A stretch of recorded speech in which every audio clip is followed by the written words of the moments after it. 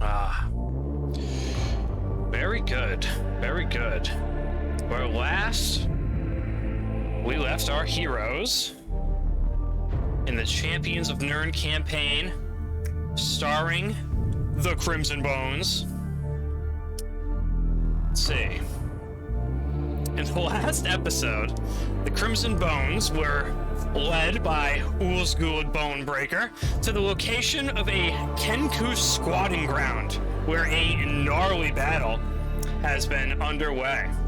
During this battle, a mysterious duo entered into the fray, assisting the Crimson Bones in slaying the Birdman menace. When the dust had cleared, it was revealed this duo is another adventuring party, the Pack of Chains, led by Shrob the Dank, a goblin caster, and his steadfast companion, the formidable Bugbear, Brillo the Many. With the Pack of Chains focusing on rescuing some nearby poultry that were captured by the Kenkus, the Crimson Bones swiftly took all the ill-gotten gains the Kenkus had taken from the people of Garza for themselves. Brillo took notice of this and challenged Ulzgud Bone-Breaker to an honorable duel for the contents of one of the chests the Crimson Bones had absconded with.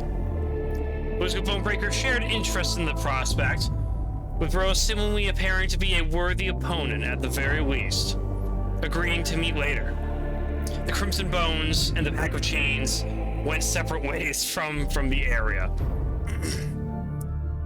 meeting up with their odd new wood elf client, Glarthier. Crimson Bones learn that Glarthier is convinced he is being watched by some nefarious forces. He has asked the party to watch a young Nord by the name of Skeg Ironfoot, the apprentice to the local blacksmith. He requests the party meet back with him to report their findings at midnight after they acquire any intel there is to gain. Glarthier gave the Crimson Bones 20 gold each of the 150 gold he promised for the tailing and investigative work as an upfront payment of good faith. Afterwards, as the night grew ever closer, the Crimson Bones made their way back to Red-Faced Jack's to determine what their next move would be. They enjoyed the hospitality of Red-Faced Jack's establishment and celebrated another fine victory. Mandion Gelden tinkered and crafted with his epic steam suit of legend, and Ulzgud Bone-Breaker finalized the mutual combat arrangement with Brillo the Many, who will be by the southern gate until noontime today.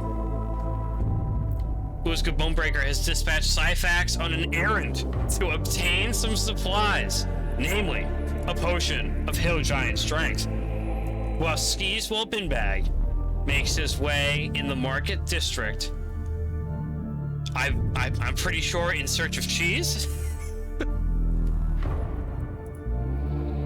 And that is where we rejoin our party members now.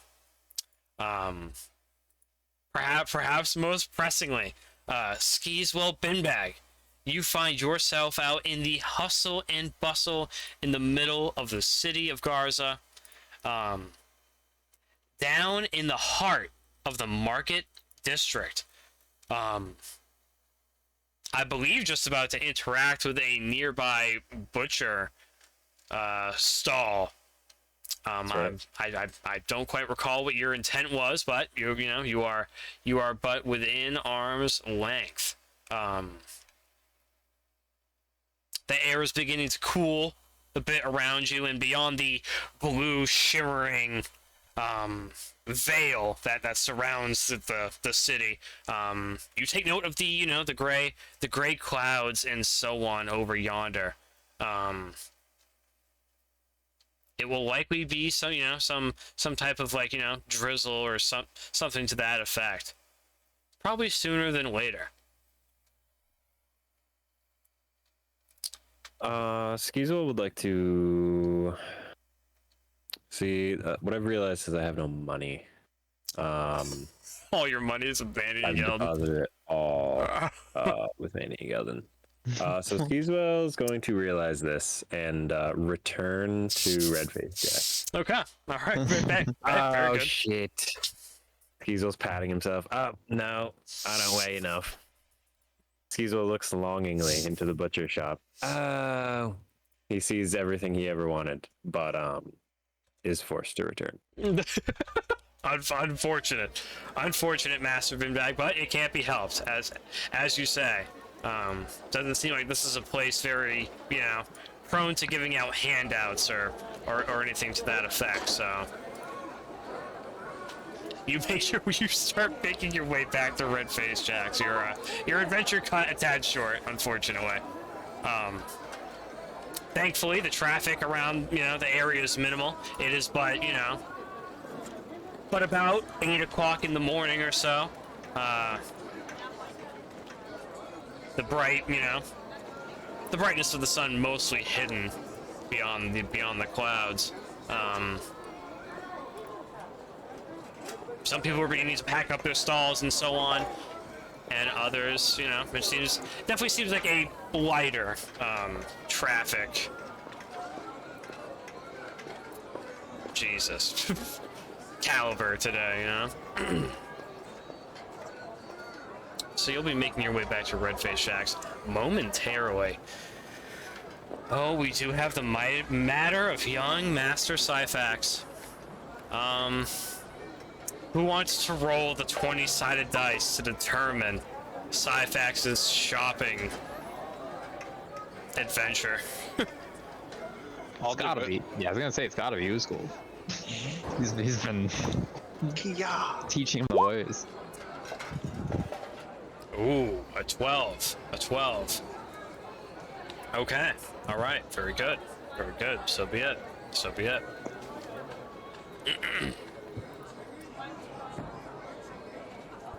Let's see. Another half hour going by. Skeezewell Binbag, you make your way through the busy hustle and bustle of the, the various animal vendors and various salesmen of the bazaar, doing your best to tune it all out, knowing that, even if you wanted something, you'd just be unable to get anything. And within a half hour's time, you've returned to Redface Jack's and are back within the interior, and find Mandion, Gelden, and Ulzgud Bone-Breaker.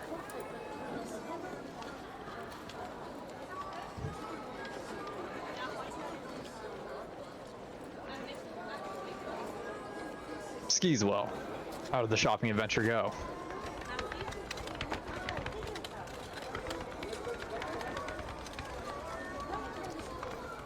Well, Clearly disappointed.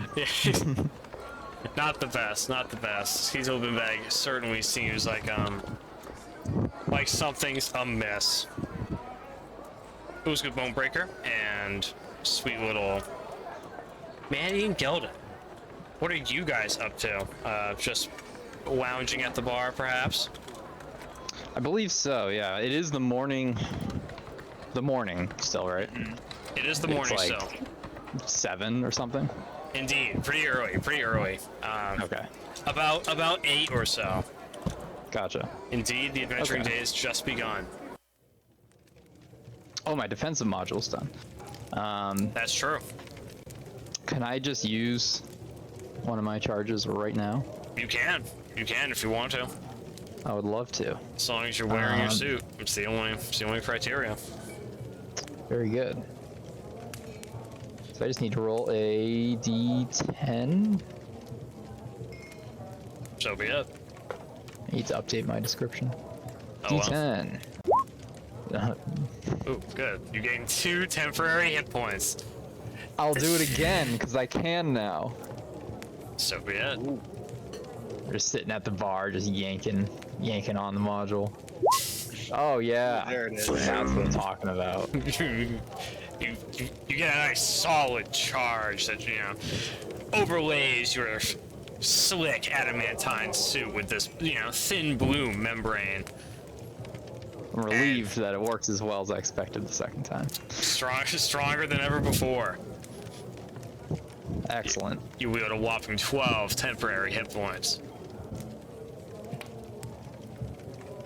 Pretty sick. Excellent. Yeah, so seems like it's all working according to plan. Very good. We had breakfast. Yeah, Hey. we see it up there. Yeah, Nice. yeah, you guys did have breakfast.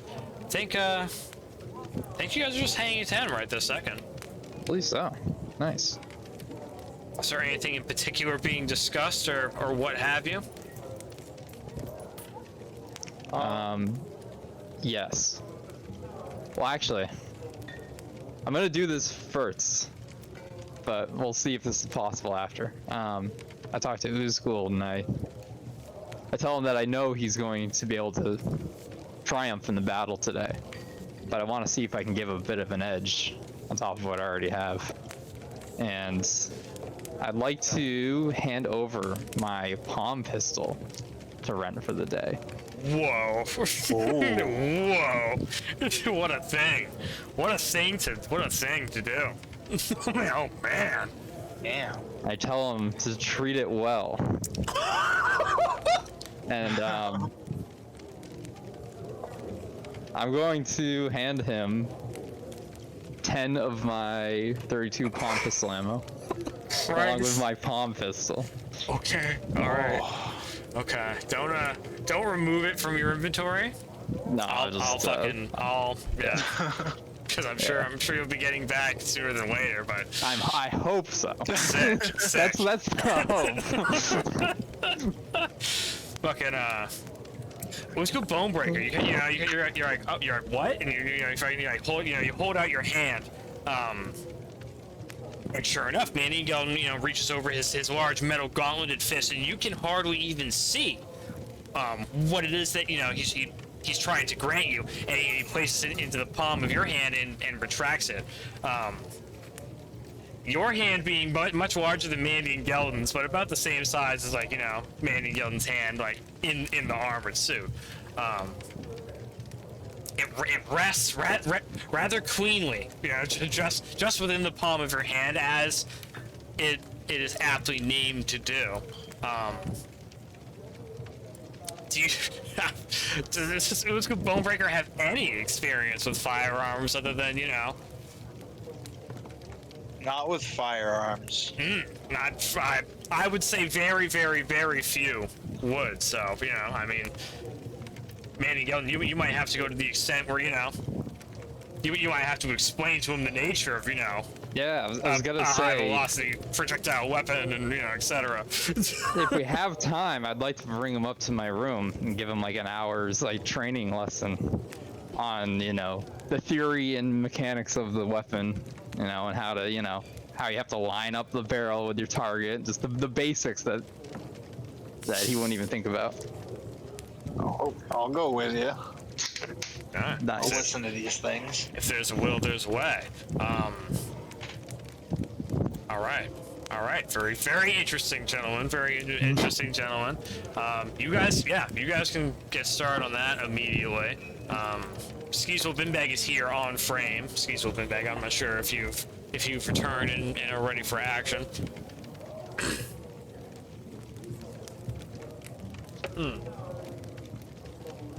It seems not. Supper time. It must be. Very well. Hey, convenient then. it seems like it's gonna be the two of you boys. He'll have to find you all upstairs. Oh, so interesting.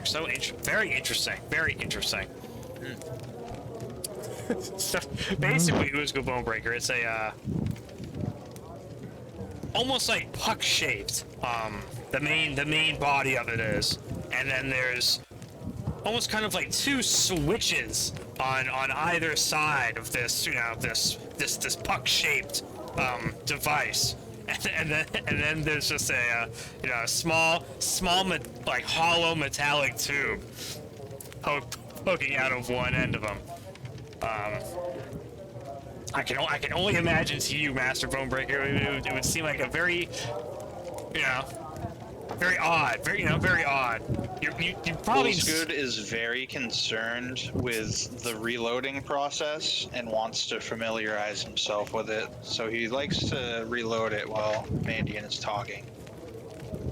I can only imagine during this hour-long period that will be covered in length. I'll leave it up to Mandy and Gelden to bust out any of the finer details. As I handle bringing the palm pistol to fruition in your inventory. Yeah, I explained to Ulzgud that after each shot, he'll need to manipulate a lever by his thumb and manually push out this cylinder from behind the barrel. And I'll explain that he needs to put it in and close it quick, because if he doesn't, then the round may go off in the chamber itself.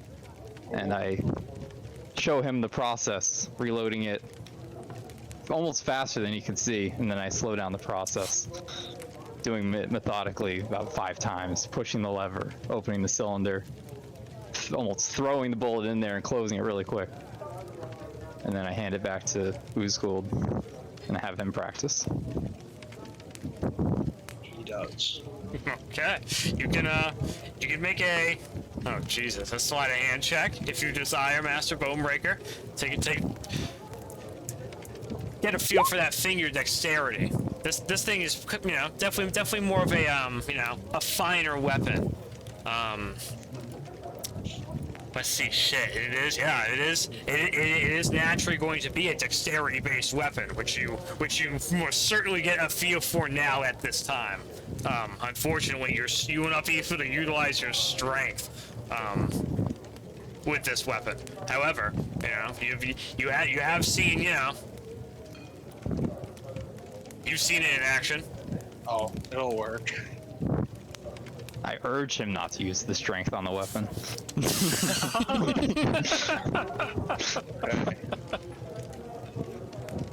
Oh, that's awesome. That's awesome. All right. His gun training has started. Oh man, yeah, that's crazy. That's crazy talk. Oh, and you might want to. Yes. I would also like to just during the time show the spell scrolls that I acquired to Mandion and Gelden. Oh shoot. Yeah, do we know what they are? That's awesome. Let's see. For the most part, yes. Nice. Ulzgud lays out for Mandion and Gelden 2 spell scrolls of Spare the Dying, 2 of Mending, 2 of Eldritch Blast, and 2 of Magic Missile. Ooh. What was the first one? Oh, Spare the Spare Dying. the Dying? That sounds wild. What does that do? Does that stop someone from dying? Yes. If I touch somebody with the scroll, casting it, I can drop them from 0 to 1 hit point. Ooh, nice. That's pretty useful.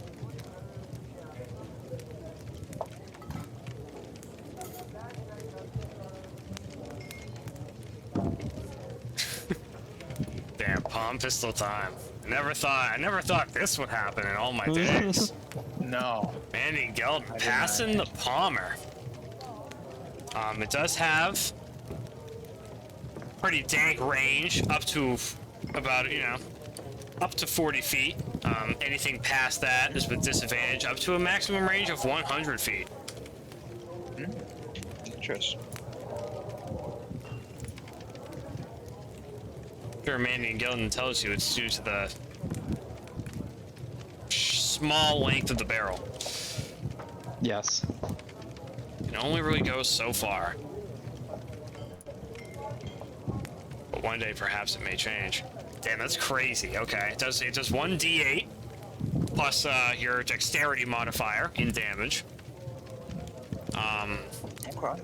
I'm not gonna make you proficient with it Master Bone-Breaker, because Makes sense. you know, naturally, I really don't think it will come into play. Though your natural dexterous ability will, you know, will do something. I'm sure of it. I'm sure of it. Let's see. That's, and then you get 10. Was it 32 caliber palm pistol? Yes. I love it. 10 32 caliber rounds. It's so good. You have a new gun one day. Not yet. It was good. Thanks, Mandion Gelden. Oh, it's the least I can do.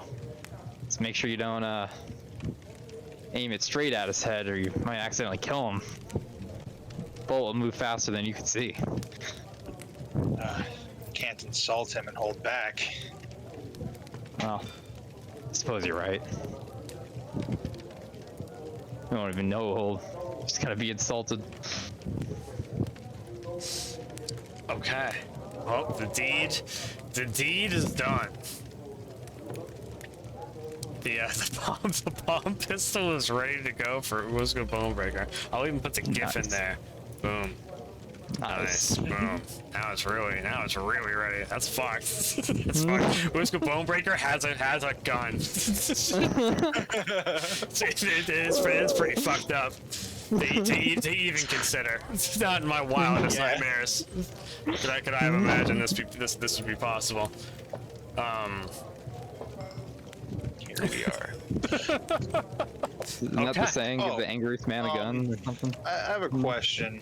Yes. During this time, is what we're doing demanding enough of my attention and focus to not spend a hit die? You know what? I would say Mandion Gelden is probably diligent enough and thorough enough to keep you pretty Okay, I thought so. Involved in this. Yeah, there's a lot. You are learning pretty much about an entire new weapon type. That is true. Pretty considerable. Well, in addition then to my the next nature. question following that is, course. how long does Syphax approximately have to get back? Maybe time to spend a hit die? I would say, yeah. Okay, because Yeah. that'd probably be my next intention.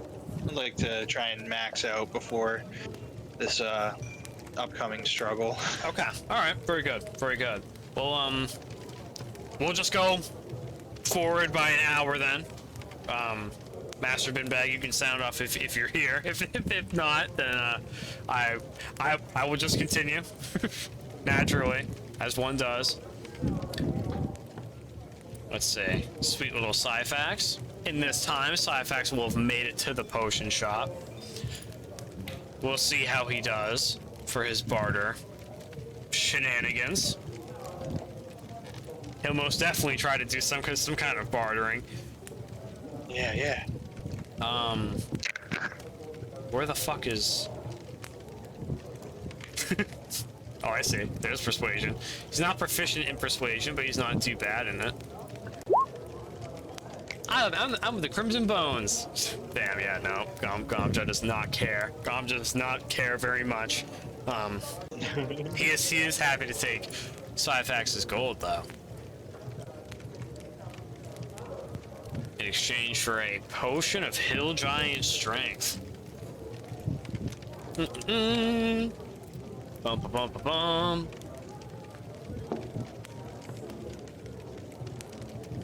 Sick. Okay.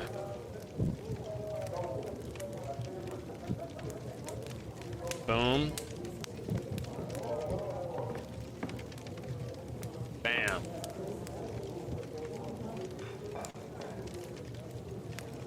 Oh, whoa. Syphax starts making his way back.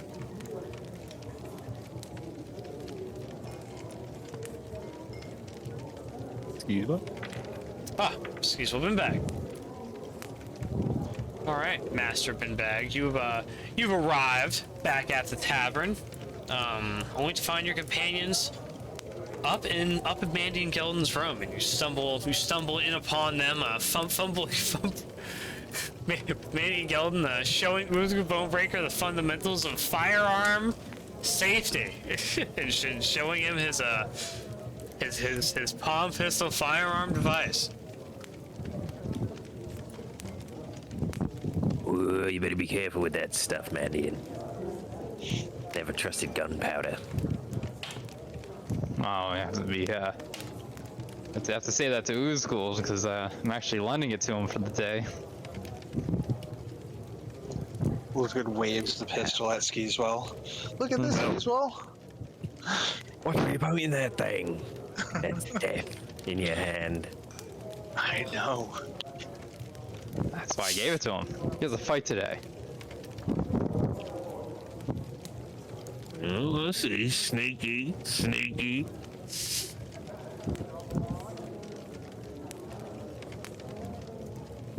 Skeezewell propositions Mandion for some money. Mandion, can I have some money? Oh, I suppose it's as much of yours as it is mine. How much do you need? Just a little 20 gold. I will withdraw 50 gold and give it to Skeezewell. Damn. All right, you get 50 gold pieces, Skeezewell Binbag. Mandion The Gelden heaviest 20 gold I ever felt, Skeezewell says, putting the 50 gold in his bag, counting every piece. You need a little backup. Or if you get hungry. I'm out to the butcher's. Gotta get some fine meats and cheese. Oh, very good. Very good. Hopefully it's as I'll be fine sure as to the get enough wings for here. everyone. Excellent. Skeezewell's going to round up his things and make for the butcher's again. Okay, setting out once again proper. Skeezewell Binbag making his way back outward and onward. Still rather early in the morning. Losing not much time at all. You venture back forth toward the market. Ulzgud Bone-Breaker, man, you guys are pretty much wrapping up your firearms introductory course. And if you desire to take a short rest, now I suppose would be the time. Yeah. Very good, so be it. So be it.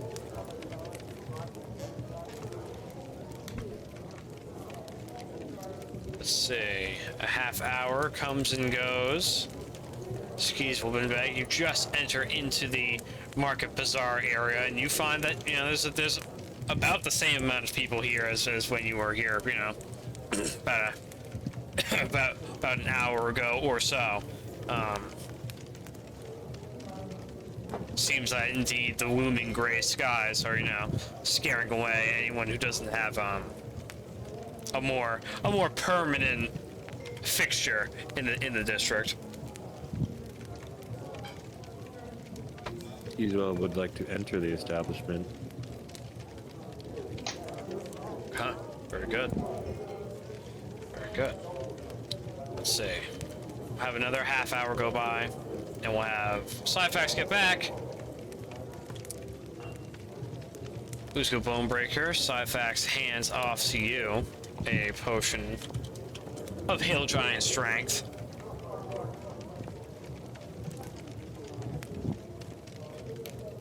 Thanks, Syphax. Huh. No problem, Ulzgud. And those wizards sure do strike a hard bargain, I tell ya. How much gold you spend? Pretty much all of it. Sorry, and he kind of like looks down and kicks kicks the ground a bit. That Gomja, I tell you. Not mad at you. I'll take it out on him next time I see him.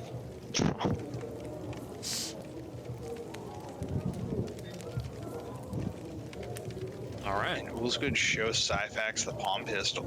Oh, whoa! Oh, sick! Check out Whoa. what Mandion lent me. Oh, whoa! No way!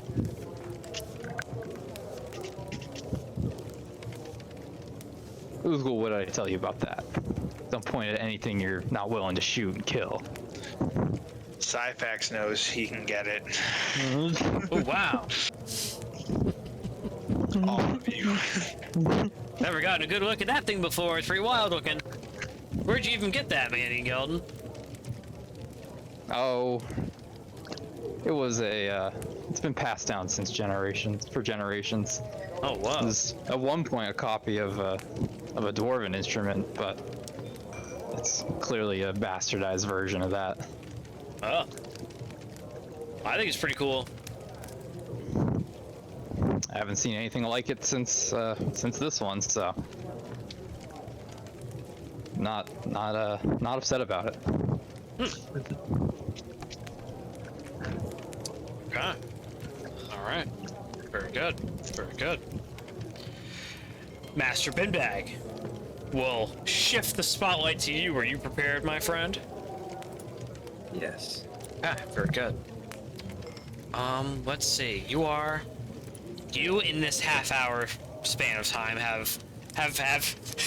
followed your footsteps backward, and have made your way back to the butcher stall. If I'm not mistaken, is what you're searching for. That's right. You find about a fifth of the selection that was on display when you were here last is gone. Either packed up, in preparation for this coming weather, or sold out. Other than that, though, you still find quite a selection of, I can only imagine what you are searching for. Yeah, I need some, sorry. Skeezewell approaches the counter. Yeah, I need some, hard salami and, your finest aged cheese. None of that sissy stuff. Ooh. There's a, kind of like a taller, more slender, red guard individual, who makes their way over. He's like, oh, well, yes, sure. And goes about getting your selection. What was that you wanted? Some salami? Yeah, hard salami. Damn. How much will feed the Crimson Bones, though? Ooh, like you want... Skeezewell would know, but I don't know. You want a ration? Well, we'll get them by the ration, let's say, which probably be like, 2 salami. So, we're probably looking at... We're probably looking at a good 6 gold per salami ration.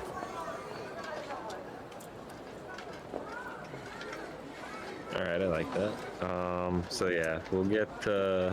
What about the cheese? Cheese. Do you have a preference on the type of aged cheese? The vendor asks you. Nothing too fine, but I don't want any of that curds and whey. Looking for a nice local cheese. So be it, sir. Garza has some of the Focus. finest dairy animals there is. And he goes about getting you what looks to you to be some fine aged cheese indeed.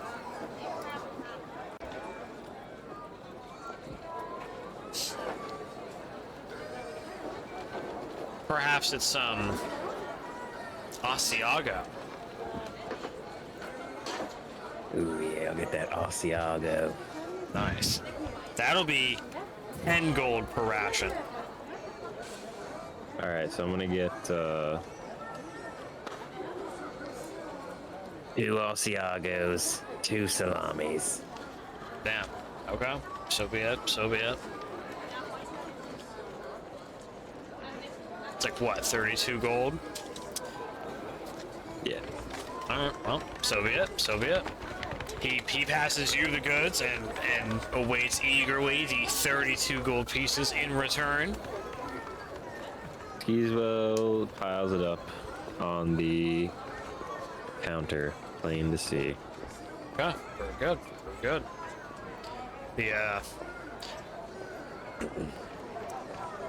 The red guard kind of, eyes you over briefly and gives you a nod before taking the gold. And is there anything else I can get for you? You've been very kind, thanks. Skeezewell, does he get it in like a bag? Can I get a bag with that? Yeah. He'll go ahead and get you a cloth wrap, almost right for the cheese and the salami respectively, and then you have now a nice little bundle of salami and cheese respectively. You may go ahead and add that hard salami to your inventory and that Asiago cheese.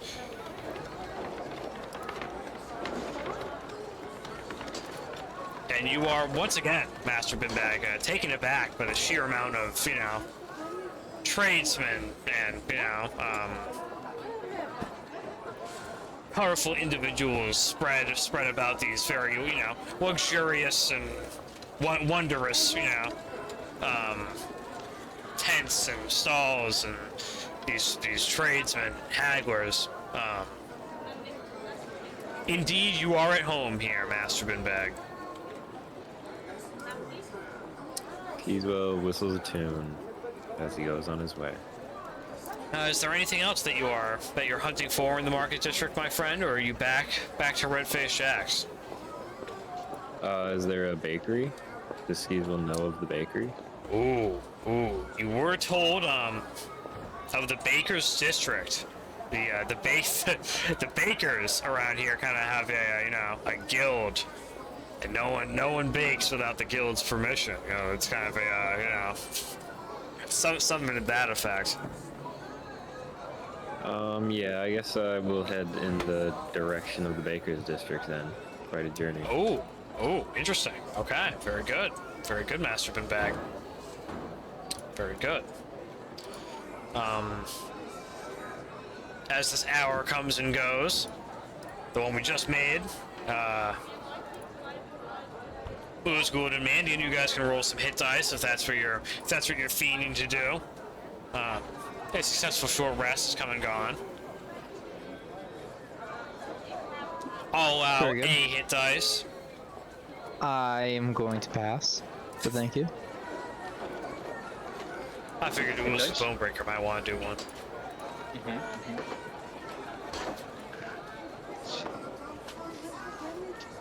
Yeah, it seems like we've got easily another hour or so of travel coming up, at least for Skeezewell Binbag. So another hour of time will come and go. It's getting about I don't know. Sun's peek out the window a little bit, and the sun's getting pretty high in the sky. Red-Faced Jack comes out, greeting you both once again, and he kind of leans over on the bar towards you boys, and it takes a good second or two for the rest of Red-Faced Jack to stop moving after he comes to a stop. He's quite a lot of work there. I mean, oof. He's like, say, Ulzgud Bone-Breaker, I couldn't help it over here. Perhaps there's some kind of fight going on. You heard correct. Oh, my goodness. I hear you're fighting that big old bugbear they call Barillo the Many. Yeah, that's the guy. Well, I ask you to be careful, son. I don't know you too well, but I sure would miss the money you and your friends spent around this place. And I see a lot of myself in you when I was but a boy. You, what do you think, he's gonna beat me up? Well, He is a big brute, that one. I'd think twice about tangling with him myself. At least if I went unprepared. You got the advantage. You know where he's gonna be. Tell me, Jack, what would you do to prepare? Well, seems like you're armed pretty good. But I don't know. Can always help to get some kind of unorthodox weaponry every now and then. Perhaps something the enemy won't see coming. That's perhaps what I would do. I think I might have something for that. Alrighty, that's the spirit. Just be careful, son, and don't take it too far. I'd like to see you back here. Yeah, I'd like to come back too. Thanks, Jack.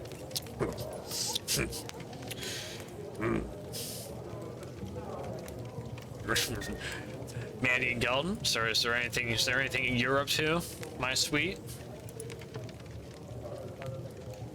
Not really particularly. I'm kind of Yeah. anxious and waiting for Ulzguld's fight, so. Yeah, it's drawing ever closer to noon, gentlemen. Probably only about another hour and a half or so, and it will be, pretty close to high noon. Okay. We're going, Southgate? That is what he said. Okay, so we're pretty close by. What would you say? That's probably a 20-minute walk? Probably like 2015, yeah. It depends. Okay. It really isn't that long of a distance, but it's a very congested people. area. Indeed. So when you guys came in, and it was pretty fucked. It was pretty fucked that day. Yep. However, looks a bit shittier out today. Definitely looks to be a bit more on the overcast side. First raindrop hasn't quite fallen yet, but you can feel it in the air. It feels cool. It feels moist. It feels like the rain could break at almost any second. At least as far as Skeezewell Binbag is concerned, who is out braving the elements of the city right now.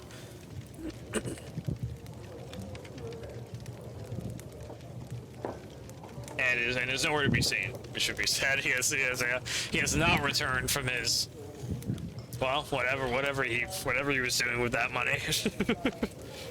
Yeah, I mean, I'd prefer to wait and see what Skeezewell's plan is.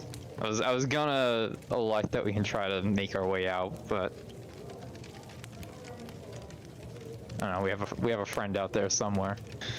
How would Skeezewell know to return though? Skeezewell's heading towards the bakery. Yeah, did He you wouldn't say? really. Yeah, did you say anything, Skeezewell Binbag, to your compatriots before you left? Well, not the second time. I guess I just asked for money. Hey, so be it. So be it. Yeah, I guess if not, we can wait around until half hour, 45 minutes before noon, and if he doesn't show up, then we can leave. Yeah, I mean, just let it play out how it plays out, and just kind of wait around. It should be said. Due to the overcast, I did telling the direct, location of the sun and time of day might be a little bit more difficult than usual. Right. Just, other than that though, you'll have a pretty good idea, depending on how bright it is, the time of day. I'm gonna go on Ulzguld's cue. It's his fight. If he wants to show up late to his own fight, just for style points, that's his choice. God. Can't be late for a fight, Mandion.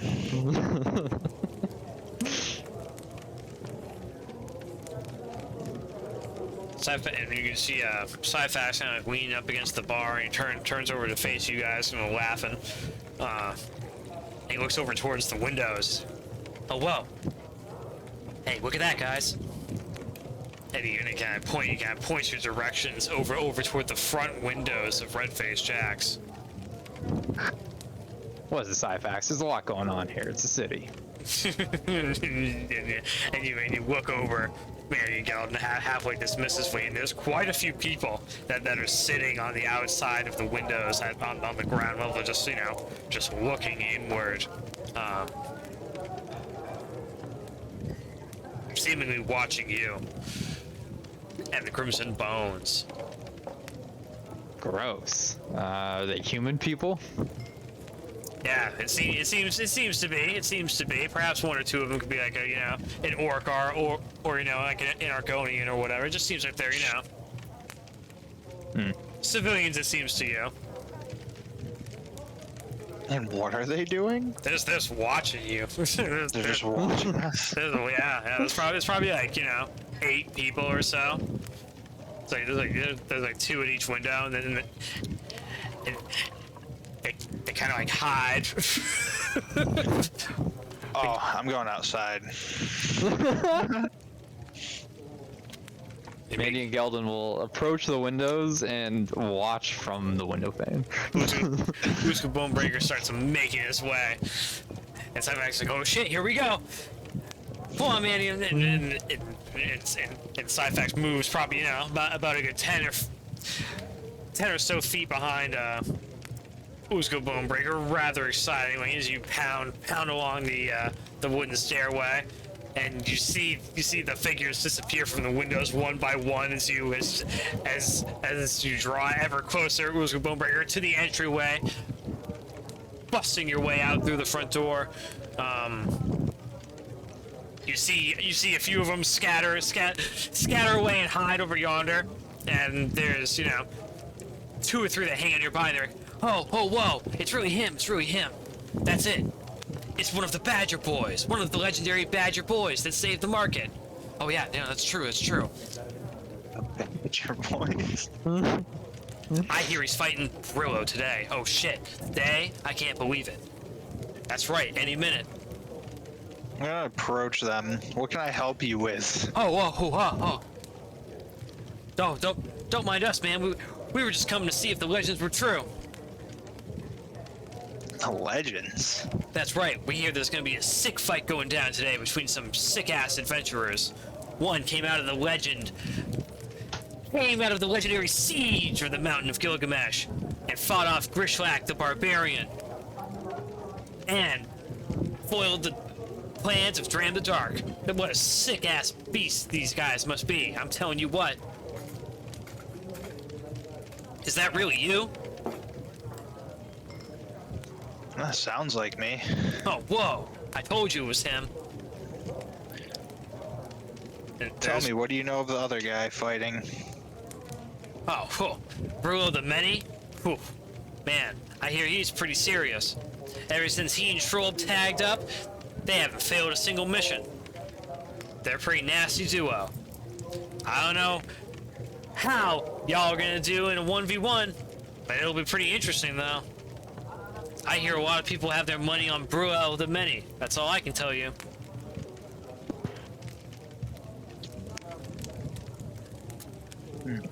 Hey, whoa, nice dagger. Can I have that dagger?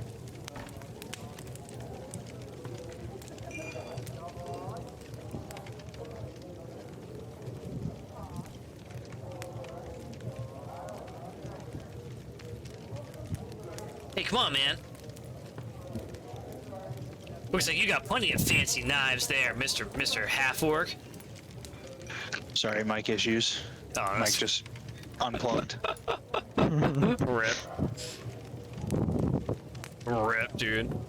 So he wants my dagger? Yeah, he's just kind of like checking out, like pointing out, like, one of the many daggers you have, fastened along your belt. He's like, oh, whoa, I'll fucking cool. hand him it. Oh, whoa, really?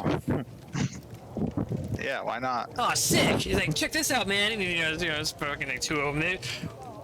We'll give it probably about like 15 years old or so a piece.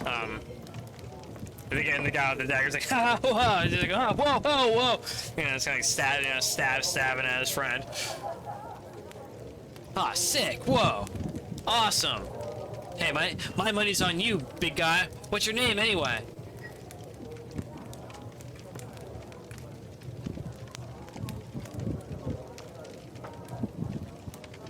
Mandion pokes his head out. Ulzgud Bone-Breaker. Oh shit. That's me. Oh whoa. Oh sick. Yeah, no, that's the guy.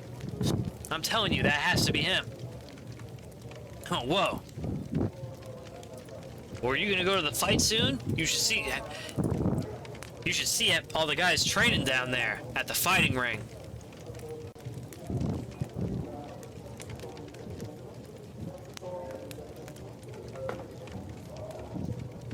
It's pretty sick, I'm telling you.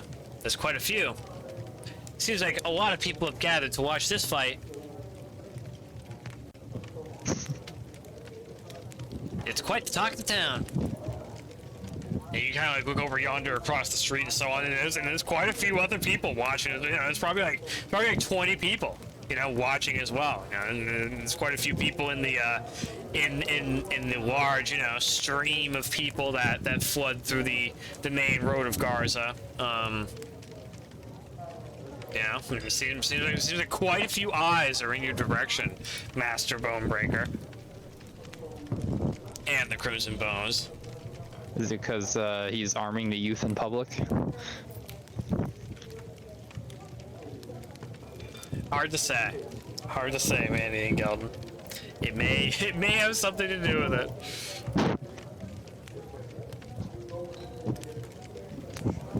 Oh, baby.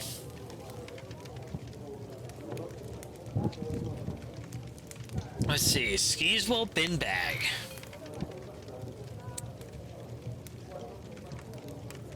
Yeah. Let's see. I would say you leave the market district pretty easily.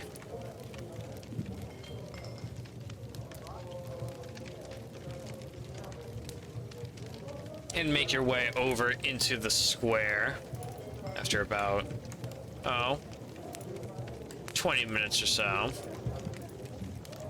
Ulzgud Bone-Breaker, Mandion, Gelden, is there anything you guys are up to in particular with these civilians? I'm trying to grab Ulzguld's arm and pull him into the red-faced Jacks. Tell him, hey, we can be admired after the fight. We don't need to draw so much attention right now. Out in the street? Are you crazy? Well, that's up to Ulzgud Bone-Breaker. That's for sure. That's for sure. That's for sure. Damn. Well, Ulzgud Bone-Breaker, are you done? That's me. Fraternizing with these young fans? I am. I'm done with these young folk. Seems like you just have some curious onlookers. I look to the sky. What time is it? Ooh, if you had to guess, it'd probably be somewhere around high noon. You know, you're probably only about like an hour or so away from go time. I'll tell everyone I wanna go to the fight now. Setback's like, oh, sick! Should I get some It's drinks? fight time.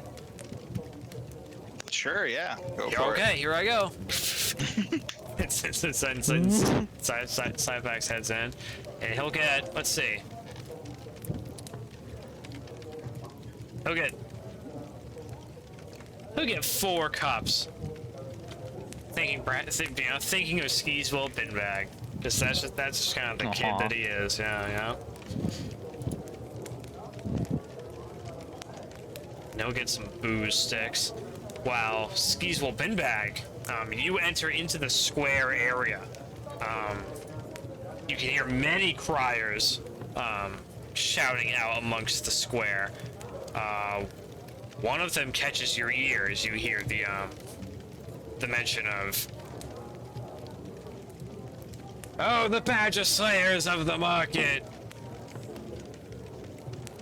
conquerors of the mountain of Gilgamesh. Gilgamesh.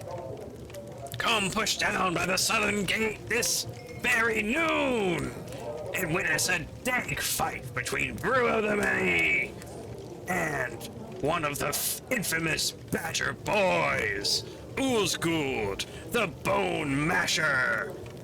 Everyone's like, ooh, Bone Masher. I hope he's gonna mash the bones. Bone Masher. Noon. Bone Masher. Suddenly, Skeezewell remembers he has to be somewhere, and he beckons to the man, asking for directions and the time. Where am I? What time is it?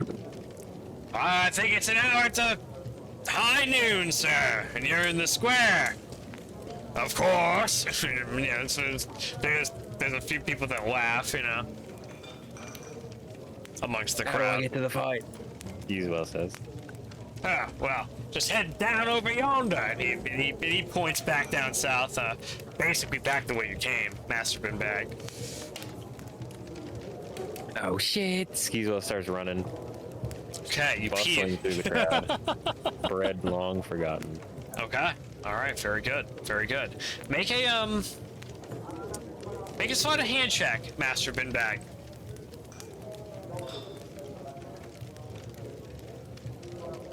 Yeah. Oh, pretty good. Pretty good. You managed to swell and swim your way through the what can be a rather congested area without causing a scene to anything in the imagination. And your trip back. Out of the way. Your trip back home will be expedited, thanks to this fact. Meanwhile, 10 minutes pass. Syphax has 4 sick brews. And I can only imagine that the rest of the Crimson Bones are making their way down south. Yes, yes. Okay, is the time? Seems like it's time to me. I'm prepared. It looks like we're gonna be leading an entourage out there now.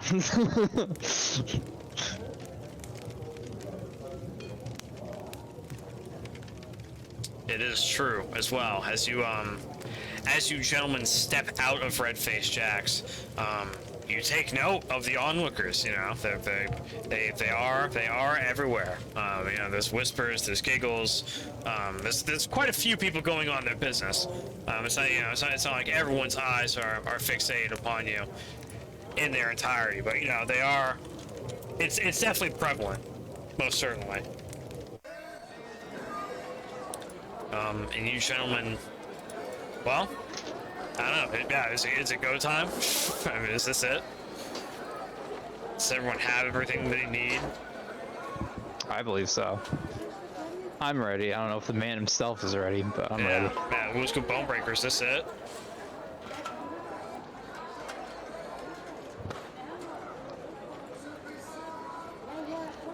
It seems like it's probably it to me. Yeah. Okay. In but a matter of 10 minutes or so, 10-15 minutes, pushing through the bustling crowd, Skeezewell Binbag making it to the edge of the jail ward, pushing past Red-Faced Jack's. Skeezewell Binbag, you take note of, the crowd of people.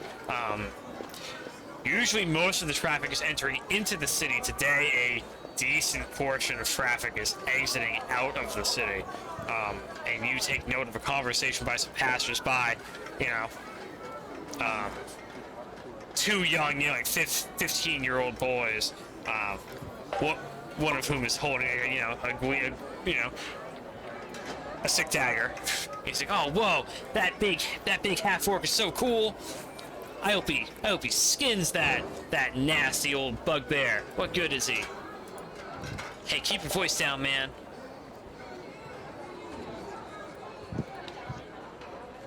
And Ulzgud Bone-Breaker, you arrive at the large, arching southern gate, a stream of people, and spot out of the corner of your eye,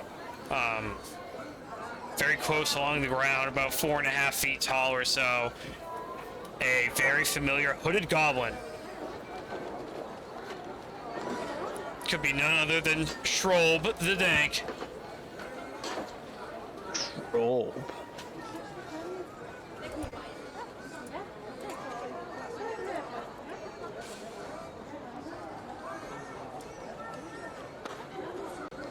Where was Schrold from? I remember that name. Do you remember Mandion Gelden? Clearly not. Well, you can make a history check if you want to. I'm sure Ulzgud remembers. It'd be fun. It'd be fun just for you. I'll make a history check. There was some serious drinking going on last night. Andy's brain can't handle all the knowledge. Jeez. Yeah, you recall and recognize that goblin over yonder to be, the Bugbear's companion, the other member Nice. of the Pack of Chains. You know, Indeed, you were drinking a bit with this goblin last night. It is Shrolb the Dank of the Pack of Chains. Mandion Gelden goes to greet him as if it's the first time, and I say, "Oh, right, it's you." Seeing through the fog in his brain from his drinking. Very good. Ulzgud, Mandion, and Syphax all approach Shrub.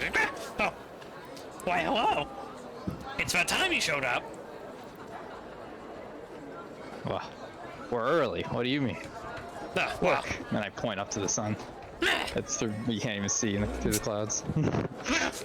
I guess you're right. So, Is it here or oh, where is it? Mandion's kind of massaging Ulzgud's shoulders, getting ready for the fight. yeah. Syphax like, yeah.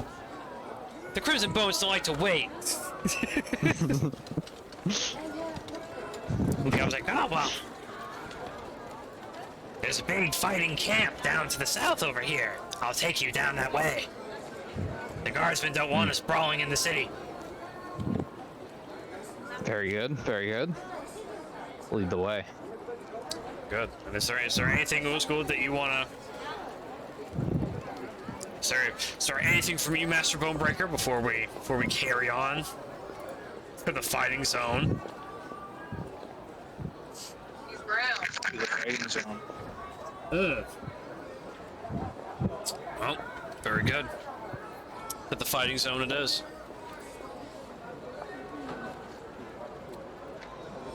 Let's see. Skeezewell, Binbag, you rather hurriedly pushing your way through the crowd, eventually catch sight of the large frame that is Ulzgud Bone-Breaker, just making his way into the dark shade of the southern gate, and you do your utmost to keep up the pursuit. A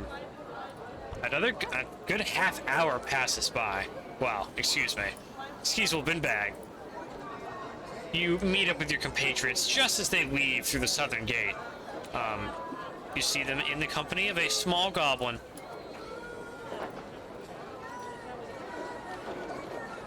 Small goblin.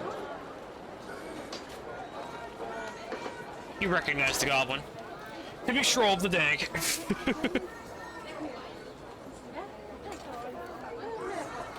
It's A member of... the guy we met. Oh, the in dang, who's that? the encounter. Yeah. Indeed. Yep. And it seems he is leading your comrades southward. Syphax goes, here's you over his shoulders. Like, oh, hey, Skeezewell. Me Skeezewell. Good to see you, Forgot bud. about Ulzgud. Oh man, I'm glad you're here. I saved you a beer. And he passes you a beer over yonder. Skeezewell receives this and will drink heartily. Okay, very good. Just as you begin to cock back your beverage, you can feel the drops, Skeezewell, Binbag, of rain upon your face and the cracking of thunder as the overcasted sky in the last half hour or so has quickly turned into a rainy, pretty consistent, striking rain, for lack of better terminology. And you gentlemen are led a pretty good ways down southward, outside of the city gates, along some of like this farm area where you can see various campfires and so on going over yonder, and quite a few, like dozens of tents set up over here in what was, it seems to you, a recently harvested field, which these people have, you know, converted into somewhat of a makeshift like fighting pit of some caliber. And there's about 100 or so people here that have arrived, and you Skeezewell, Binbag, you know, if you care to look over your shoulder, any party members, you take note of, you know, a good few dozen more so people that are, you know, tailing you all and starting to hurry and run through the rain to get to the shelter of the nearby canvas tents and so on that are surrounding this log encircled fighting patch of dirt, which seems like it is blood-stained already. You take note of, you know, a good two to four teams of, you know, individuals that, you know, enter in there and have some type of sparring that's you know, mixed between messing around to full-on haymakering each other and so on. Seems like, you know, you're in quite a little bit of a rough and tumble atmosphere camp. Here it seems to you. And there, Ulzgud Bone-Breaker, sitting along nearby the fire, a towel surrounding his large, fur-covered shoulders. You spot Brillo, the Bugbear, otherwise known as Brillo the Many. And that's where we'll have our break. Ooh. Alright. Where last we left the Crimson Bones. You had all just ventured south past the recently harvested farmlands of Garza, only pushing about a good 500 feet or so, following Schrob, who's leading and guiding you down toward what can only be described as, like, you know, Fallout 4, like Caesar, or excuse me, like Fallout New Vegas, Caesar encampment. Just a bunch of tents, bunch of guys sitting all around, you know, a bunch of arm wrestling, bunch of, you know, drinking and so on going on around here. You know, it's just, you know, there's hundreds of people that have gathered down this way. You can see that quite a few of them have gathered around in this large ring in the circle amongst the tents, where some fires and so on are brewing. Crimson Bones, you find yourselves on the edge of the camp, about to enter into this encampment, following behind this little goblin. Is there anything anyone would like to do before you enter into this encampment? Yeah. I'd like to discreetly remove my potion of Hill Giant Strength from my bag and kind of look around, make sure no one's watching. I'm going to drink it. Go ahead and make a sleight of hand check, I suppose. Can Skeezewell help? Skeezewell. Can I see Ulzgud doing this? Yeah. You usually travel in the back of the formation, and nothing escapes your shrewd eyes, Master Binbag. So, I would definitely say you see him, you know, reaching into his backpack, and he's, you know, it's kind of you can definitely tell he's, you know, getting ready for something. So yeah, do you want to assist him in some way? No assistance required, but Skeezewell is going to start hawking. Place your bets. Big fight. Ulzgud versus the Bugbear. Nice. As a right. distraction, but not required. Okay. All right. Do you want to move, like, you know, and you want to start moving away from? But I digress. You know, do you want to start moving away from Ulzgud Bone-Breaker and, you know, just start making a little, you know, scene over yonder? Okay. Well, so be it. Ulzgud Bone-Breaker, along with, as Skeezewell Binbag starts up and carries on, gathering a little bit of attention over yonder, you use the distraction to quickly guzzle back this potion of hill giant strength. Oh, this is exciting. Never has such a potion been used before. Oh, sick. As a result of drinking this potion, your strength score will increase to 21 for the next hour. Oh, Damn. Delicious. That's really delicious. Let's see. It is a transparent, like orangish liquid that goes down and tastes quite heavily of like citrus and vitamins. You know, very tropical fruit-esque. This.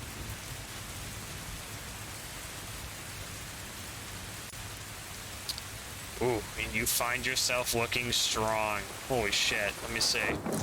Let me see how I'd like to do this real quick.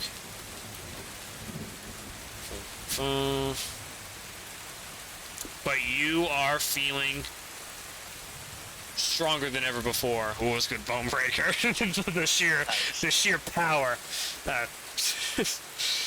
Sidefax watches like, Ulzgud, you alright, bud? And you just like look over, and you just like have like crazy like neck, like, you know, like tendon muscles and vein and shit. And Sidefax, oh shit. And your biceps have easily increased in girth, like, you know, twice in volume. You are considerably swoller than before, and you are already pretty strong.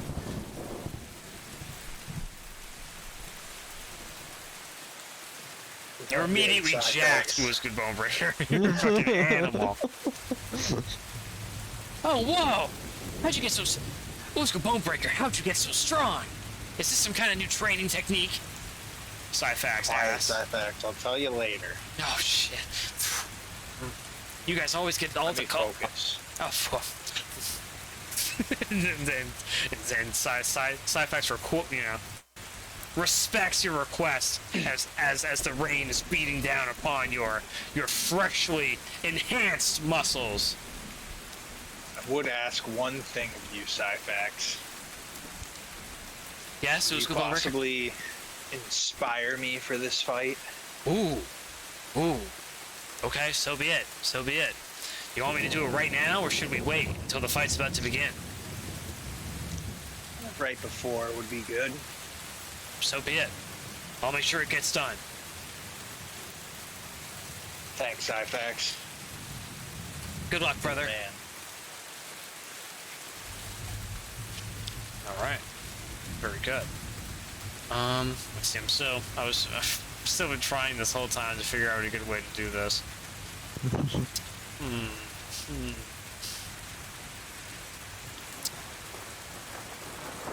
Oh, what's the play? Yeah,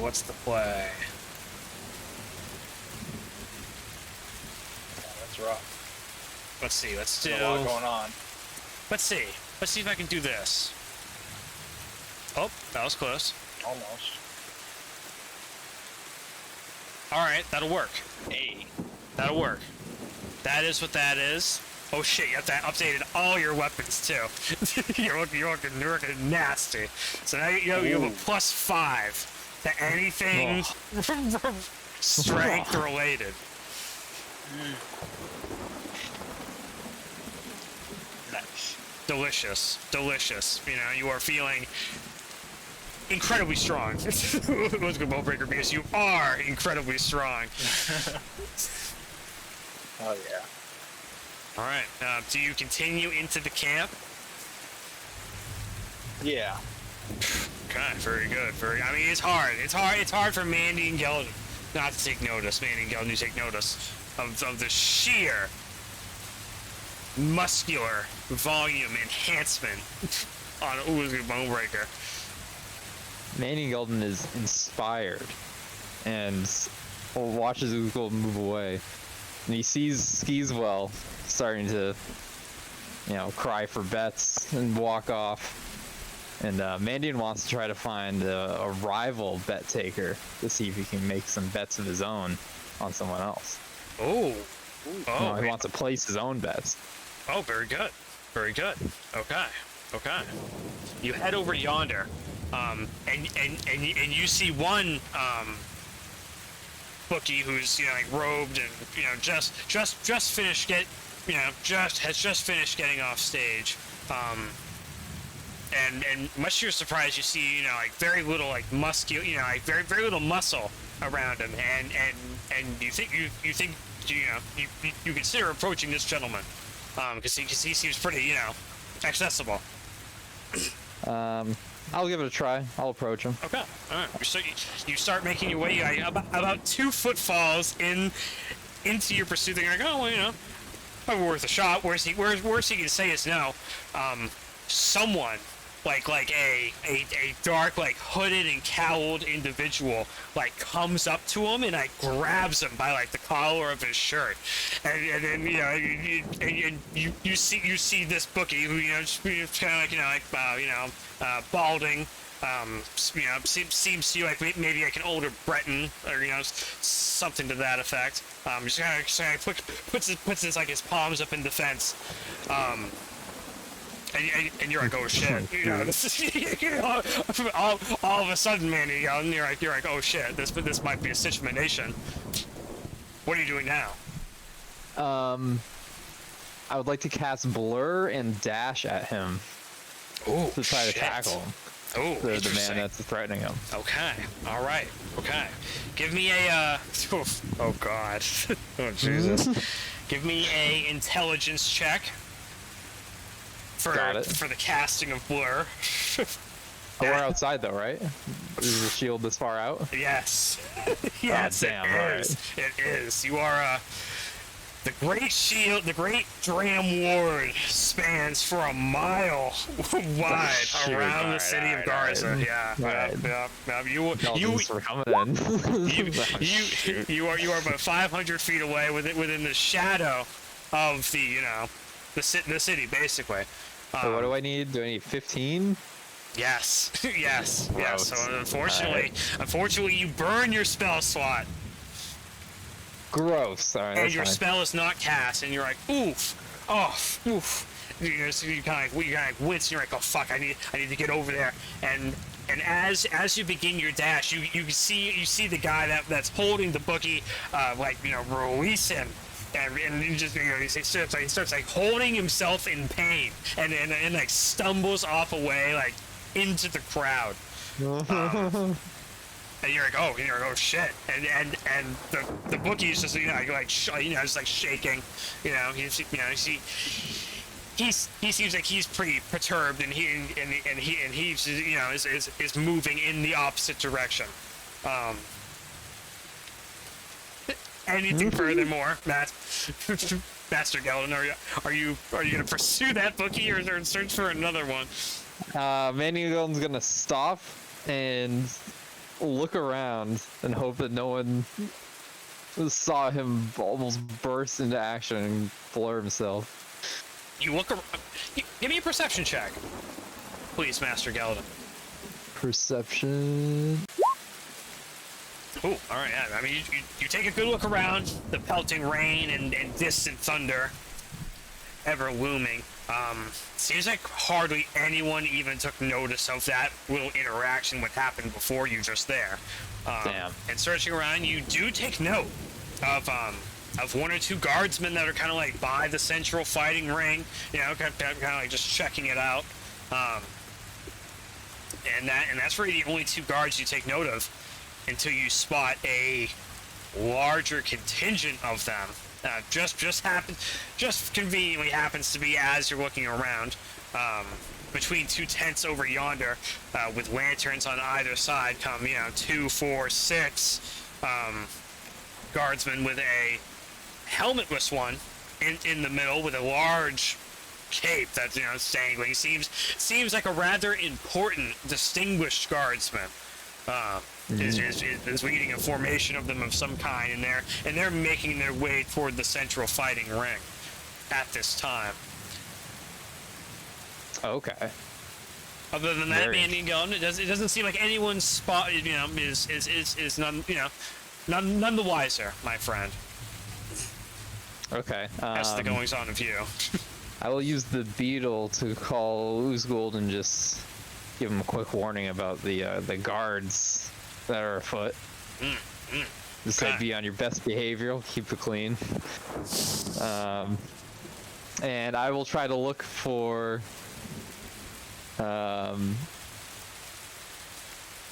another person can place a bet with it, I suppose. Okay. All right. Very good. Very good. 18 perception check. I'm sure you'll be able to find one in a matter of a few minutes. Very good. Ulzgud Bone-Breaker. Actually, you know, well, yeah, you know what? Fine. What are you up to, my friend? Are you approaching the ring at this time? You're kind of with Syphax and you know, and that's about it. Mandion Gelden has tapered off on the flank and has gone off in the search of something or other. And right now you just got word of, you know, an increased guard presence. Do you say anything back to Mandion Gelden? And what are you doing with Syphax? I'll just say thanks for the heads up, Mandion. And I'd like to approach the arena and just kind of, I'll hit my passive perception, take a look at the arena and whatnot. Okay. Is Brillo in there? Brillo is not in the arena. He's on the opposite end. Seems like you have. How big is the arena? Ooh, you know what? That's sick. I can tell you such a thing. Let's see. It looks to you like it's about. Let's see, what is that? It's a nice, like 60 by 70 foot large ring. Okay. Seems like quite a bit of fighting has been done in it already, so the tilled soil has been flattened and disturbed by many footprints and blood stains. And there's a, you know, small, pretty much knee-high log wall that's acting as a boundary for the ring itself. It's a pretty sizable fighting pit. There's a lot of front row seat spectator benches and plenty of room for people to be watching beyond that. And quite a few people gather around, you know, to see you. And it seems like you've kind of naturally wandered into your corner because, you know, you hear quite a few people chanting you on, and etc. And across the way on the other end of the fighting ring, you take note of quite a few goblins and so on and so forth. You take note of a kind of like deep purple-skinned, stouter, angry-looking figure.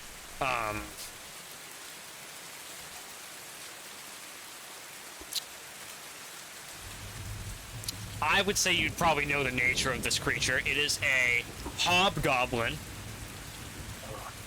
Oh yes, yep. The other, and I believe last member of the goblinoid family tree, the hobgoblin. Typically more intelligent of the goblinoid races, and relative, you know, pretty damn rare. Usually bigger too, right? They're bigger than goblins, but smaller than bugbears on average. Yeah, I'm just saying for a goblin. Indeed, for you reckon probably about, you know, 5 feet tall or so. This individual to be. Armored as well, and that seems like that's, you know, the opponent camp. Duly noted.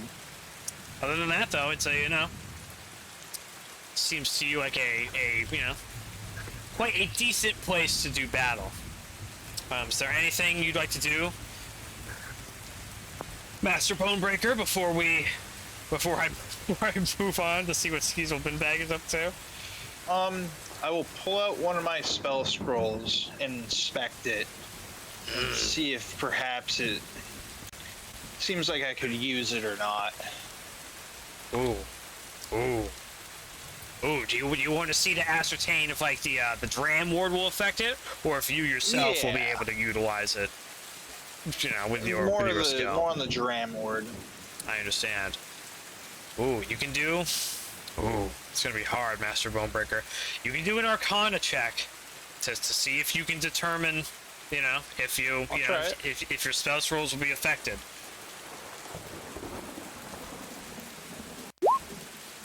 Ooh, shit. I Ooh, can't shit. believe it. Damn. Due to your dank apprenticeship underneath the crazy Archdruid Lokir Bitterroot, he has done many a great thing to teach you about spell scrolls, seeing as how you have no innate magical ability. At least not any prominent magical ability. You know, if you have some, it's yet to surface. And with this intense tutelage, and your spell scroll slinger, prowess, you know almost all there is to know about spell scrolls. You suspect, Ulzgud Bone-Breaker, that the Dram Ward may very well affect your spell scrolls. You think it's only natural, due to the fact that spell scrolls are simply a spell stored within the scroll, waiting to be unleashed by a user who knows how to bust them out. Okay. Additionally, you know the costs that you may have to pay to cast, some of these more powerful spell scrolls, other than cantrips. And if that's the case, you may be asked to pay the cost of the casting of the spell scroll without it being successfully cast. So it could be somewhat detrimental. Good to know.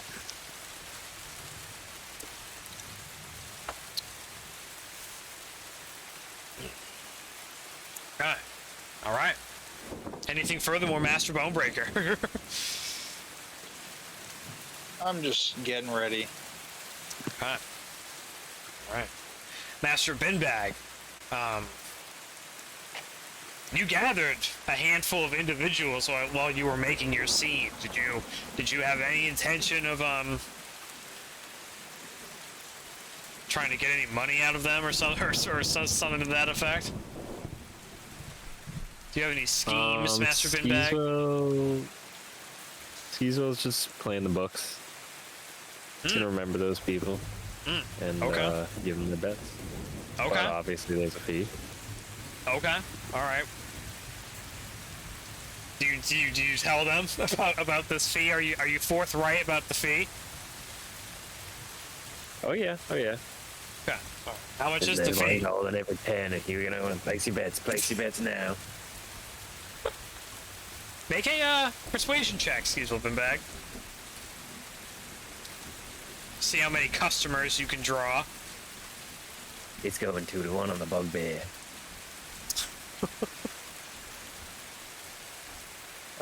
Persuasion? Yeah. Oh, pretty good. Roll a d20, Skeezewell Binbag. If you'd please.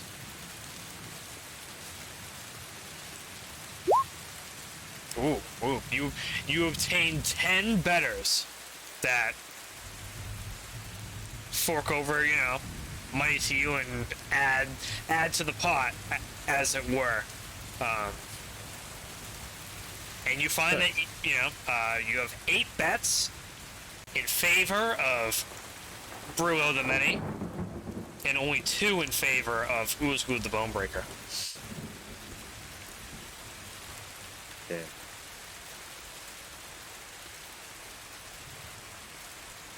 May or may not be a good representation of the crowd. Hard to say. Too small of a sample size, really. Well, Skeezewell wants to sell Ulzgud short because he wants to make money when Ulzgud wins. True that. Okay. Very good.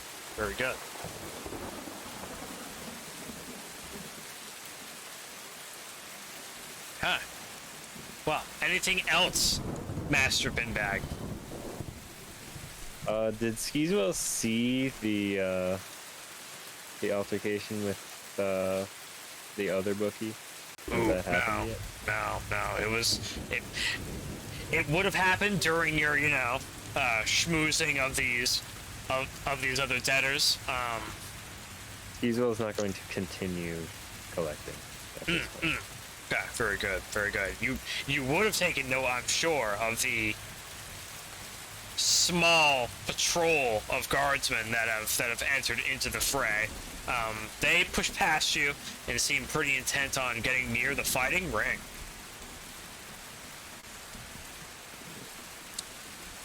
And if there's nothing else that you'd like to do, Master Binbag, I will move our spotlight on.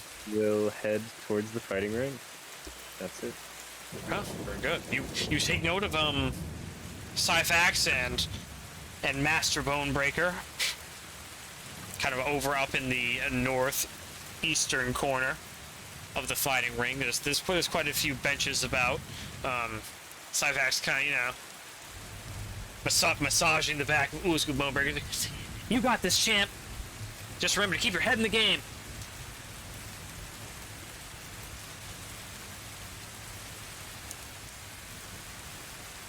Keep your wits about you. Don't underestimate your opponent. He's a big one now.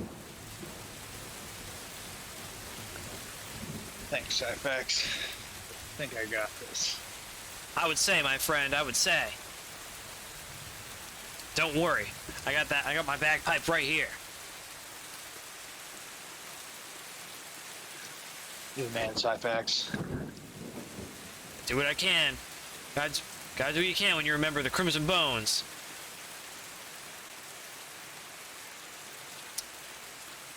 And as such, Ulzgud Bone-Breaker, now you finally take note of the patrol of guardsmen that make their way up. And they kind of, posture underneath some light canvas overhang. The guardsmen kind of assist and help this one individual who seems to be cut from a higher cloth than the rest. He has a rather large, fancy blue cape. He kind of stands with his hands on his hips, looking over yonder upon the scene with his,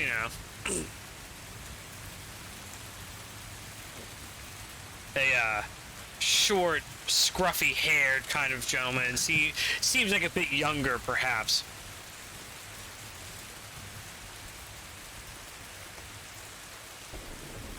But it seems like a certain sect of the local men-at-arms are interested in viewing the fight as well.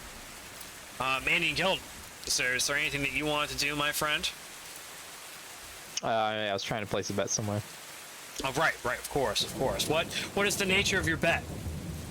As you seem to have found a broker or bookie that you seem could be trustworthy and has adequate security.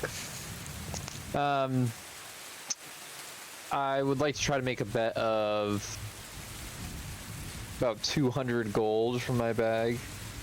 Wow. Okay. If he can take such a risk on me betting on Ulzgud Bone-Breaker to win. Okay.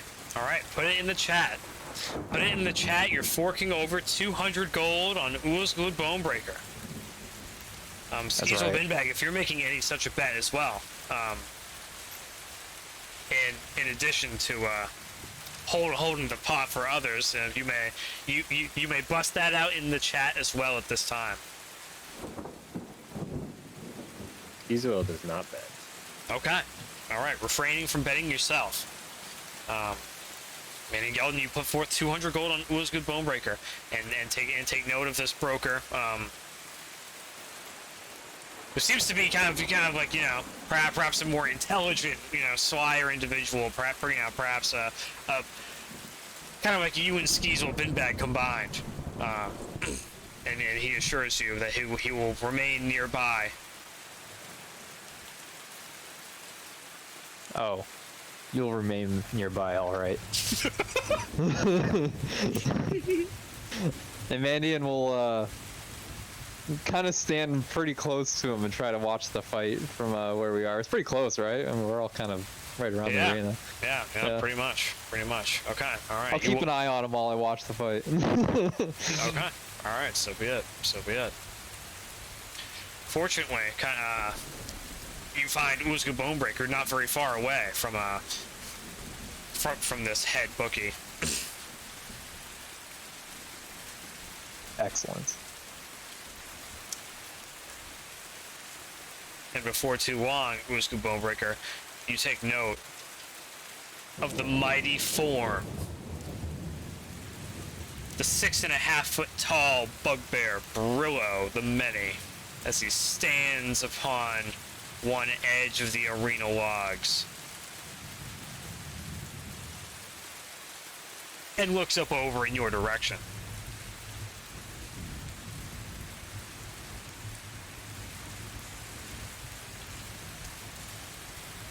The small goblin Schrob waddles out into the muddy pit. Ah! Are you almost ready? and all the all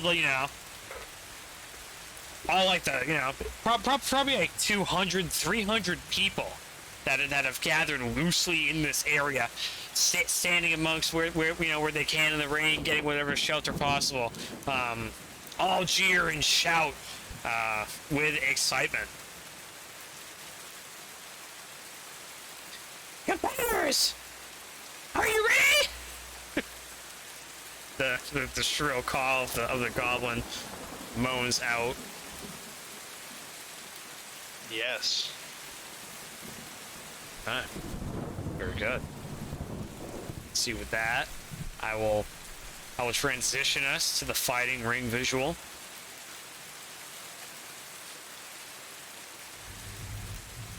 Damn. Where Ulzgud Bone-Breaker, you find yourself in your corner, surrounded by your friends. There's many spectators, far more than I could fit in this visual here, of course, naturally. These are just the VIPs. Of course. And the opponent, Brillo, enters into the fray of the arena.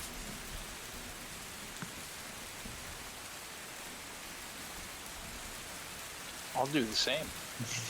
Very well. Very well. I'll place you in your starting position. And do you wish to say anything to Brillo before the match begins?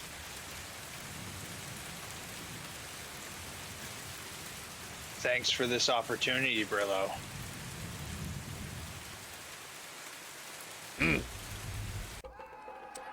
I could say the same with you. I've been thinking about what I could grant you if you managed to somehow beat me. It's like that, is it? It's like that. And you see the large figure posturing rather big and still quite lightly clad in armor. His fur-covered body wet from the pelting rain, and his bat wolf-like face looking pretty mean and nasty. You take note of the large shield adorning kind of the left side of his forearm.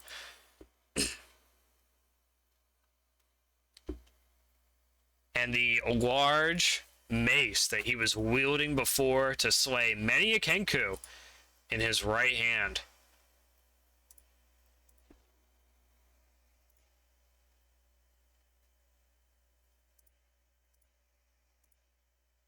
The small goblin, Schrob, in the center of the arena, cries out, "Behold, fine viewers! Down south! Brillo the Many! Of the Pack of Chains!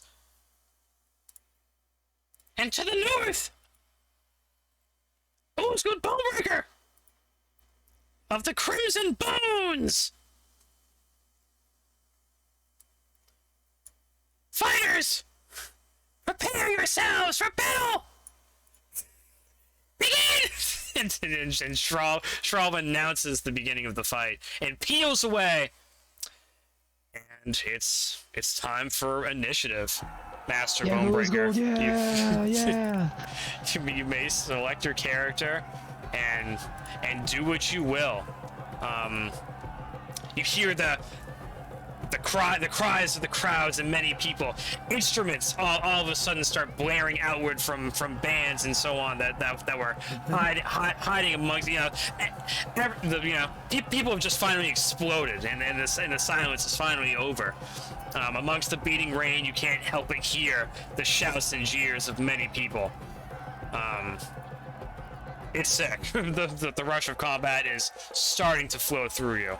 And then you hear the roar of a bagpipe. Yeah. And you are blessed with a sweet inspiration from your boy Syphax. Let's see here. That's his last inspiration of the day. Not that you know. But shit. Pretty serious. Nice. Damn. And you benefit. You can use your inspiration for all of those things, and well, I was gonna say much more, but that's not quite true.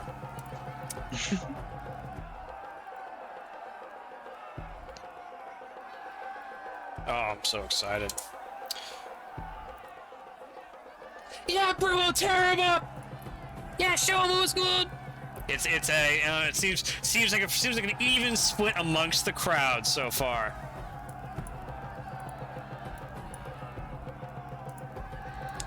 People are waving gold and going crazy, and it seems like you, Ulzgud Bone-Breaker, will be going up first.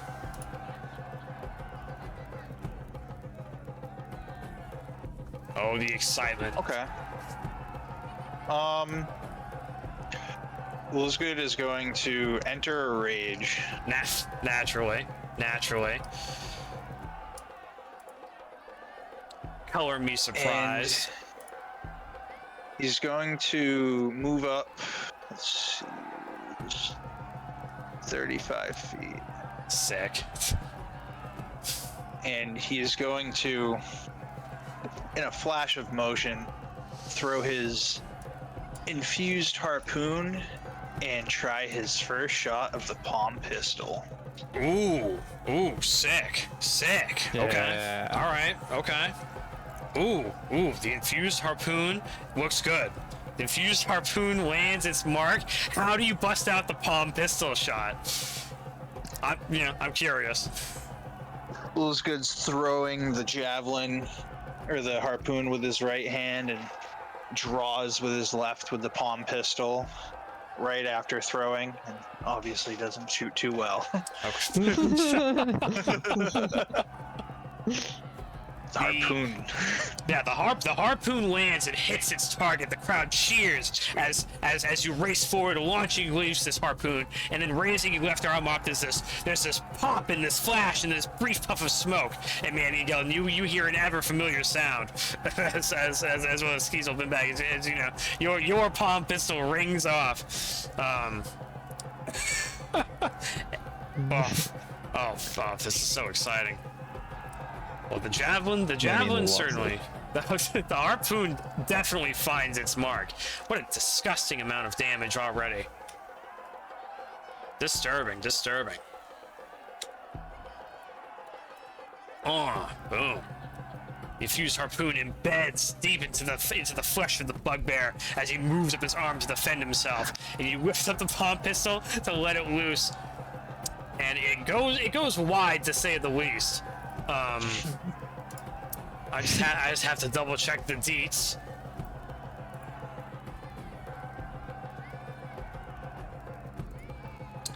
Because a 2 isn't quite the best. Let's see. No. Let's see.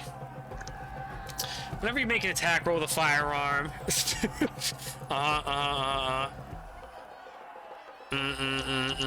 Gulp. Okay. All right. So yeah, you raise up your palm pistol. Actually, you know what? Oh shit! You know this is hard.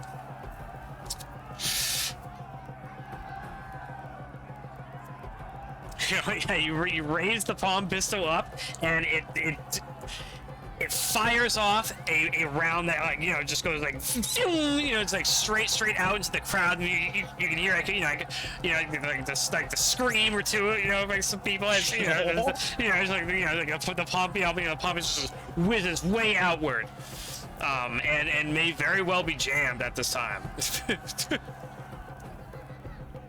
Darn. But you know, you've definitely gained the surprise of everyone who was a good Bone-Breaker. That's what he's looking for. It is done. It is done. Anything else, my friend? I just get my club ready. Okay. All right, you prepare reaching and grabbing your great club as the Bugbear reaches down his arm, seeing that perhaps he has a moment of opportunity to close the distance, and does so, lunging forth, and bringing up his Morning Star around his head, and he will bring it winding towards you, using his multi-attack to attempt to make 3 attacks upon you. He tries to wham you one time. He whams you one time pretty good in the side of your left shoulder. As you draw your great club into your hands, you suffer 6 bludgeoning damage, thanks to your raging ability.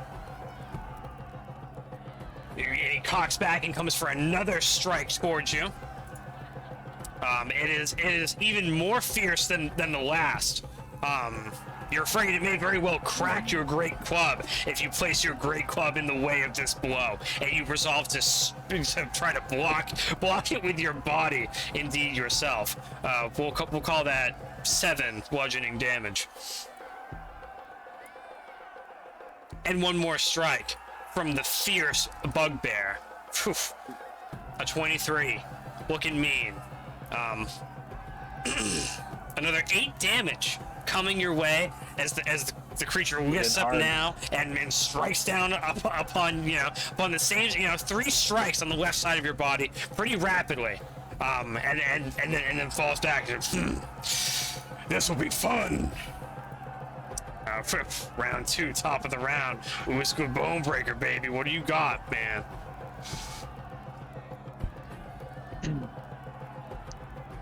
Ulzgud is going to...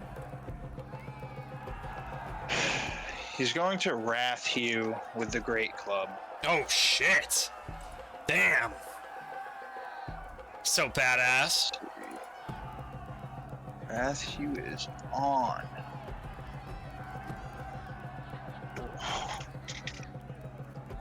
Oh, shit. That was pretty good.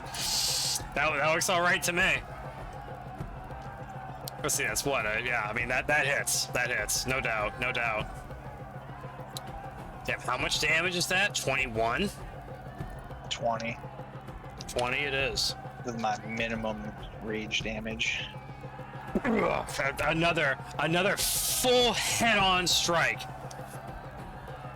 Unfortunately, with minimum rage damage, but hey, hey, I'll still take the 10 from the rest. Yeah, you cock back, twist your body all the way, and he wasn't sure. He underestimated your strike and ended up taking the full brunt of it on the left side of his body from your nasty great club swing. Anything else? And I will go for another one. Okay, so be it. Minus the wrath view. So be it. So be it. A 19. Ooh. It comes careening toward him. Is there anything he can do? Huh. Nope. Nope. He has no choice but to suffer this strike. Oh, another delicious 16 points of damage dealt full on to this beast.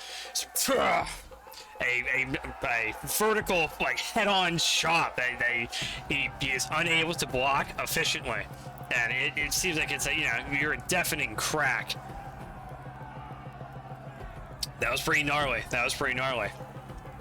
Anything more, Ulzgud Bone-Breaker? Ulzgud looks at Brillo and says, yes, this is fun. Let's see. And young Brillo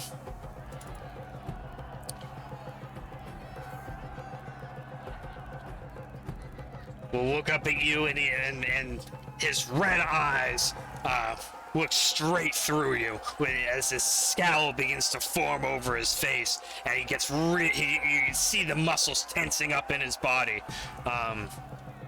He's going to use his bonus action to get into a rage of his own.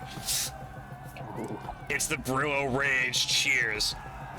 And he busts out a gnarly roar.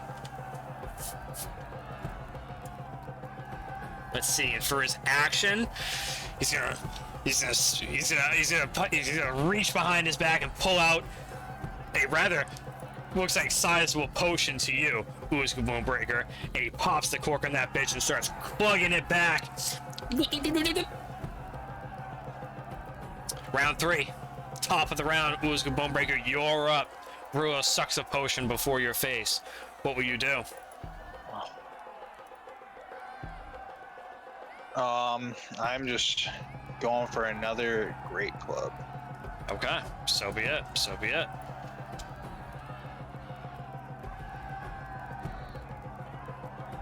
Oof! And Another deafening strike. Okay, your first. Describe to me your first blow, because you nail him with the first one, no doubt. First blow comes from below, more of an uppercut swing. Ooh, yeah. Second blow comes from above. He doesn't see the uppercut swing coming, and you catch him pretty much on the inside of his thigh, and it's almost a groin blast. But he quickly pinches his legs and kind of averts down, falling down to one knee. You bring down another strike from the top, but he kind of like closes the distance to you and raises up his shield in an attempt to stop your chop short. Is there anything else you want to do, Master Bone-Breaker?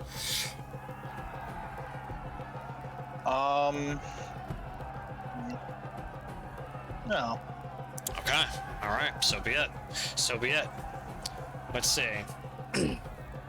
Nothing less to do. Brillo will use his reaction on the end of your turn. With this missing, blocking you here, he will attempt to strike at you with his riposte ability. Let's see. Let's see. He'll be using one of his superiority die for his combat tactics.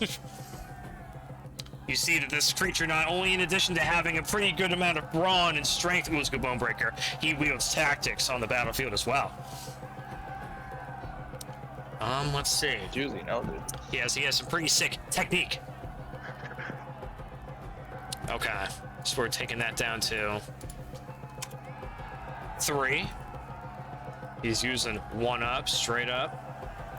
He's gonna make a weapon attack against you at the end of your turn.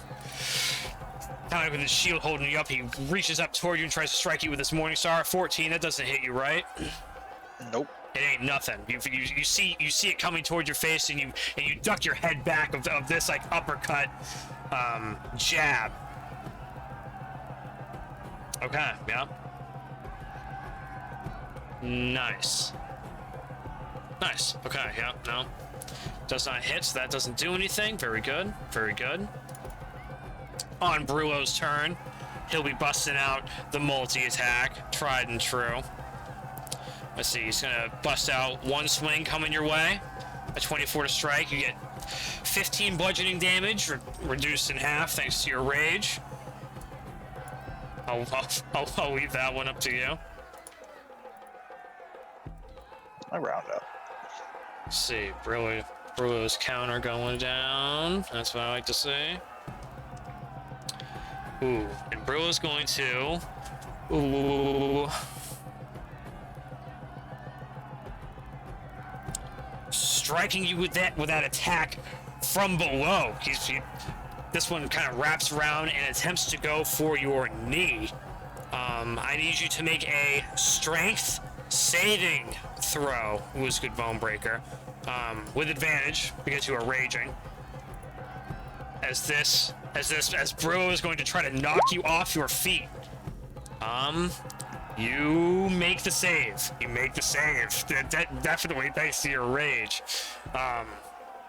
And you retain your footing. He will be adding a D8 of damage coming your way, which you suffer. Reduced in half, you take another 4 damage as that creature added a bit more oomph in that strike. And another blow coming your way, a 13. You see the strike coming and are able to parry it quite deftly. And another strike that you are able to dodge and or block once again, Master Bone-Breaker. Round 4, top of the round. You are up. Sir Ulzgud, what will you do? Passion moves gold. Ulzgud, not liking him trying to sweep him on his feet, will attempt to do the same to him. Just swinging for his legs. Ooh, okay. If you dare. If you dare.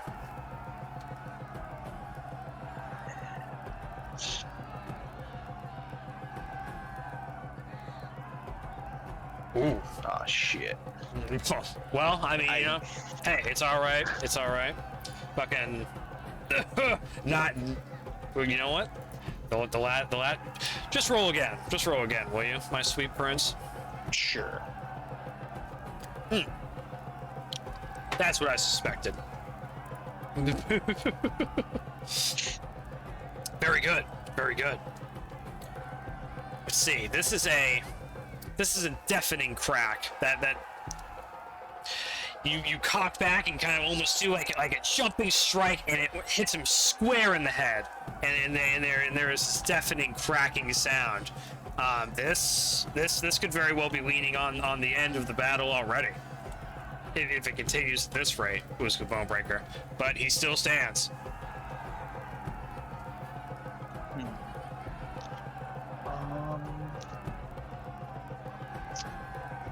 Let's see. Do have another strike if you desire to deliver it. Yeah. Send it. Kind of like lose balance for a second and skirt off the ground and kind of bring this strike about, dragging it across the dirt and sweeping this beast off his feet for a naughty 9 damage. Beautiful. He is split backward. He is knocked backward. Out of your range upon the floor, and that's when you see Ulzgud Bone-Breaker, that your crack to his head has like split his body in twine, and you see now that you know, like 2 pieces of him kind of like split, you know, from like to the waist, and the Bugbear falls to his back. As the crowd yells and cheers, what do you do, Ulzgud Bone-Breaker?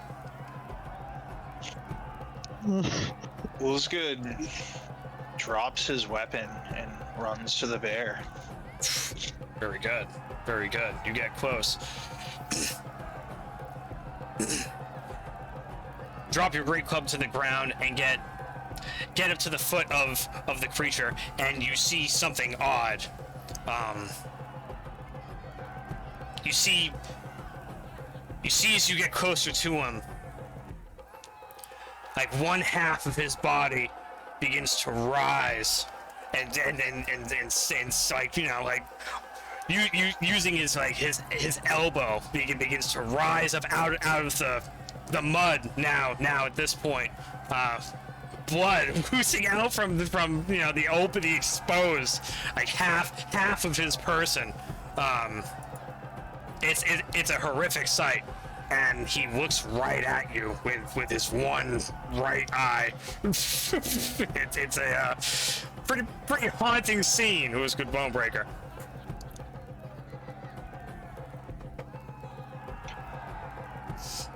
fool.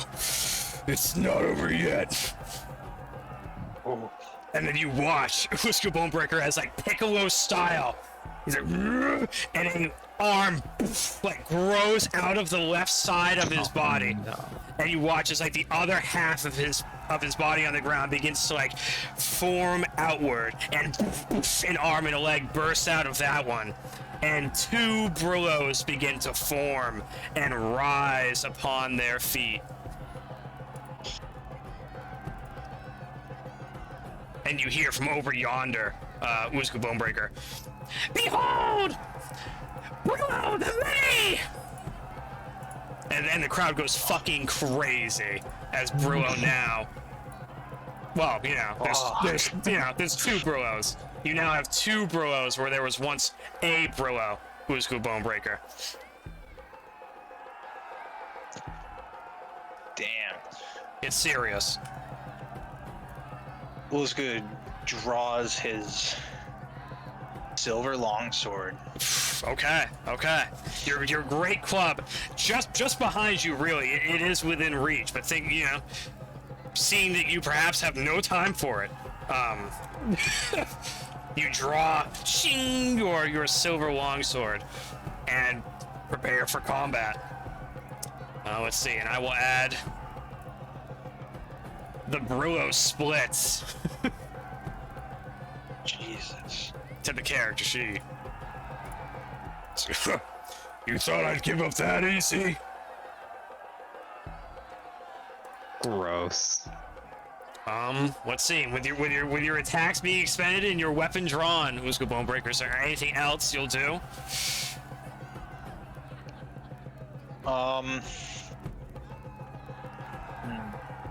Let's see. You have movement if you dare use it.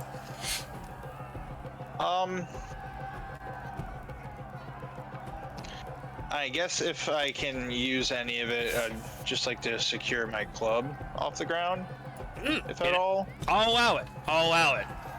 Without keeping your back to your opponents, you kind of just like reach, like play your offhand foot backwards in an attempt to like scoot your heavy sword over in your direction. Your heavy club back in your direction rather. Yeah, no, I'll allow it. And you at least have it near your person, ready to pick up when the time comes. Cool. Very sick. Round 5, top of the round. We've got the Brillo splits. We've got Brillo split 1 and Brillo split 2. Let's see. Actually, you know what, Ulzgud Bone-Breaker? Top of the round, you're going up. So you have the highest initiative. Still, makes sense that you would have, you have the chance to go again. Ulzgud takes a slash with his silver longsword. Very good. It definitely strikes. Who are you striking? the one in front of you? Out at the newer one, I'll call it. Yeah, The one that split out. Yeah. So you can see, like both halves of them have like an older, like browner fur, that's been worn, and like this other new half of each of them that they have like split down the middle. It's like a newer, like fresher, like coat of fur. It's a very, very disturbing, but it seems like two fully functioning individuals at this point. And you deliver a nice stab into the center of this one on the right. The crowd cheers and jeers. Swinging around after that sword, he like to pick up his club and swing that at the other one. Okay, all right. Kind of like kicking up the club with the back of your feet and rising it over. Great club's coming. Ooh, beautiful. Are you striking the one, same one? The other one. Okay, very good. They're both getting a taste. Very good. They both do get a taste as well. Boom. Oh shit. Whoops.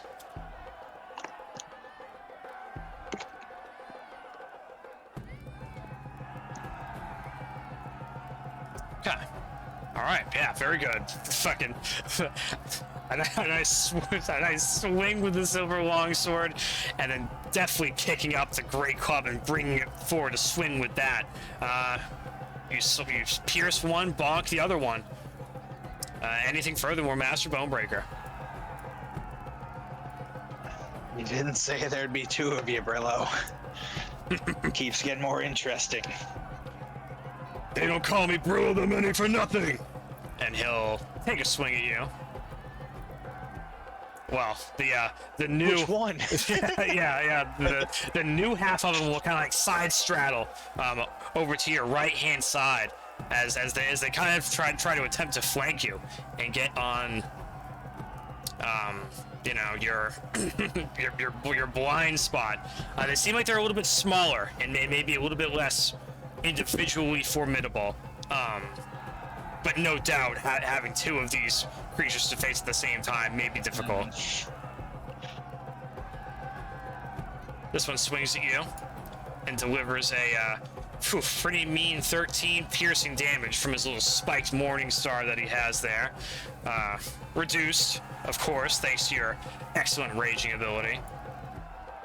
And he'll bust out another morning star attack coming your way. 20 to strike for another 13 piercing damage, also reduced. The OG Brillo. Alright, taking a step to his right, getting a bit more on your left, will capitalize on the advantage of this guy just kind of being on your right shoulder and forcing you to retract your head and defend yourself. Now this other Brillo is coming and he's going to try to take a strike right at your head from the other side.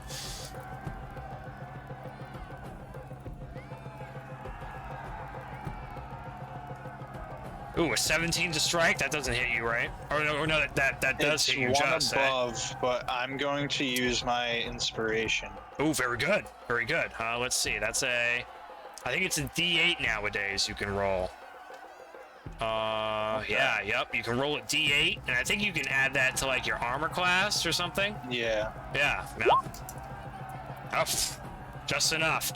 Just enough. You hear that you think of Syphax in this moment of in this moment of vulnerability and just kind of like lay on the ground quickly before springing back up, ducking underneath his swinging attack. The crowd loves it. They go pretty wild. Round 6, top of the round, Ulzgud Bone-Breaker. Your rage half depleted. 30 seconds have gone by in this grueling, twisting and turning battle. Let's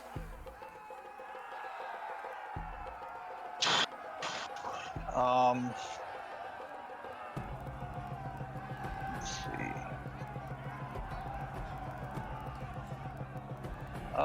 Yeah, I'm just gonna have to break out some more great club swings. Oh yeah, dude. Oof.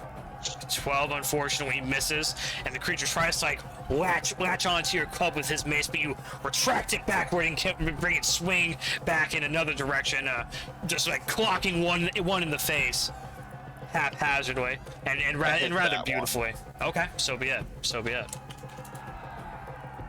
As is your desire. Shit.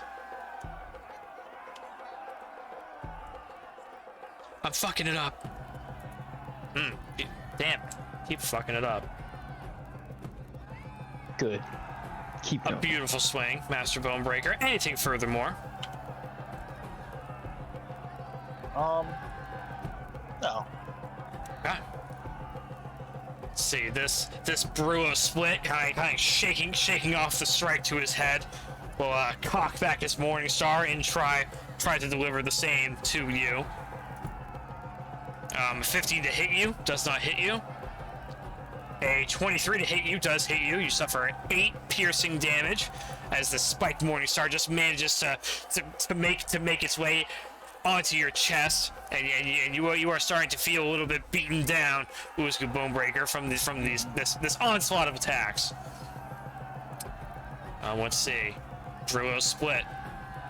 The other Brillo coming in with another Morning Star strike. Oof. a critical blow. You suffer. Oh my god. you suffer a terrible strike, Ulzgud Bone-Breaker, to your left knee, and it kind of like blows in your knee a little bit of a ways, and causes you to lose a bit of balance. Make a strength save for me, Ulzgud Bone-Breaker, with advantage because you are raging naturally. Ooh, you barely managed to keep your footing. It's a nasty strike. It's a nasty strike. Let's see. Shit, that's a lot of damage right there. We'll call that like what? Like 8 damage? 10. 10? 10? I like 10. Go with 10. Sounds good to me. That's a nasty blow. That's a nasty blow. He's like, oh, this could be it! And he cocks back his Morningstar and brings it careening towards you, Ulzgud Bone-Breaker. This final strike. Another 6 piercing damage delivered to you as it, pushes into the left side of your collarbone and knocks you down to the ground.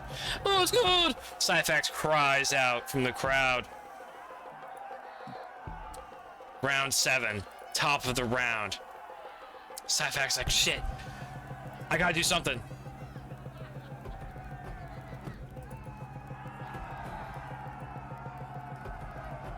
What can Syphax do? Come on, Syphax. Do a Syphax. Please.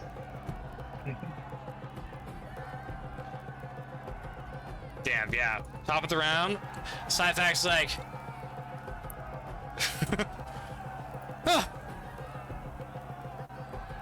That was good! And he jumps onto the border of the fucking pit. There's some people that are like, hey, get that fucking kid out of here! What the fuck? And Syphax like, yo, who's gonna catch? And he tosses you a, and he tosses you something.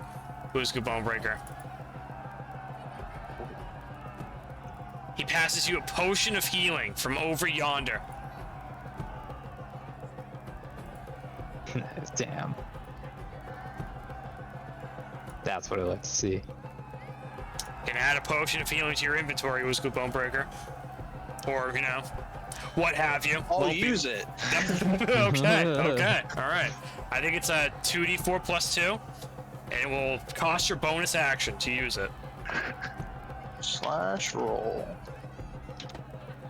2d4 plus 2. That's it. That's so.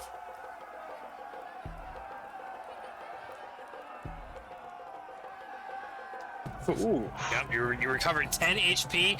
It's a spicy, mint condition healing potion. Probably within the prime state of its life for consumption. And you are feeling invigorated for it. And we might as well attack. Our heart goes with you, Ulzgud Bone-Breaker. First or second. Normal attack, first one.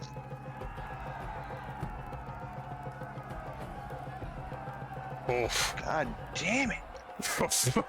I keep like just missing it. So Okay. I'm just gonna give up. You do a fresh roll, First Ulzgud one Bone-Breaker. missed. But so be it. I'll So say be the it. first one missed, and I'm gonna wrath you on the second. I'll allow it. I'll allow it. So be it.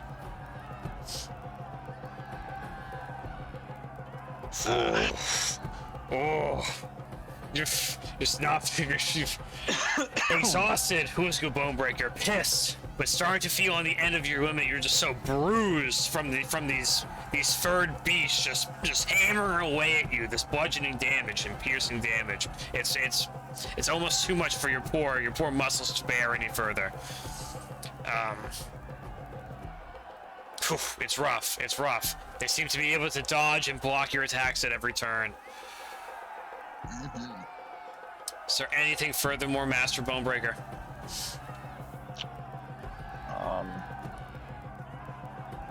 Nah.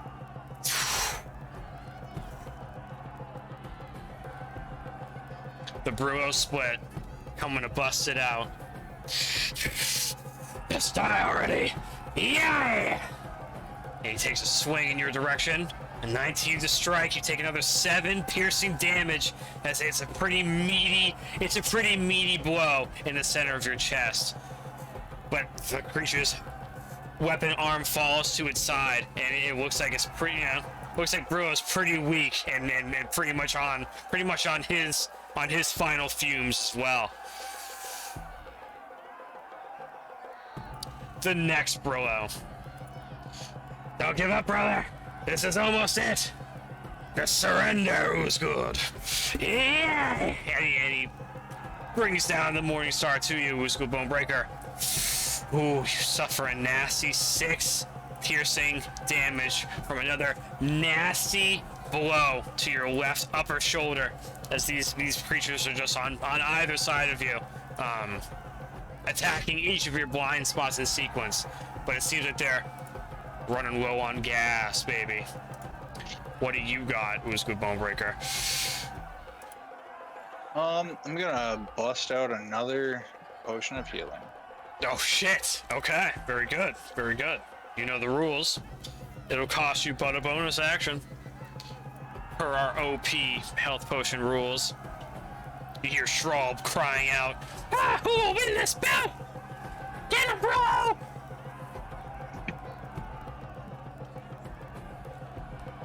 And back to the Great Root Club.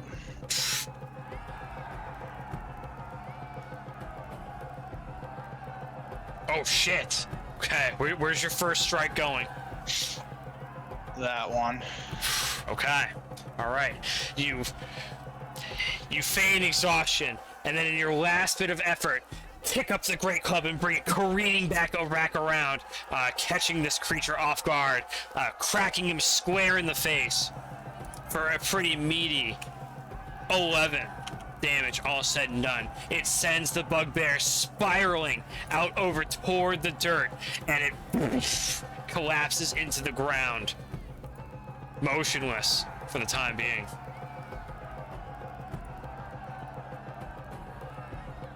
Your second strike, Ulzgud Bone-Breaker, that you deliver over toward this other Bugbear. He brings up his shield, blocking it. Is there anything else you got?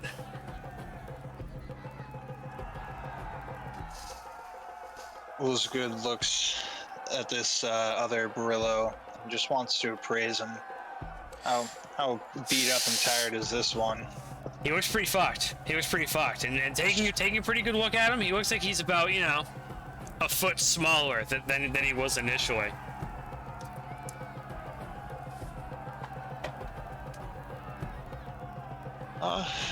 Ulzgud spits to the ground and says, "Let's keep going, Brillo."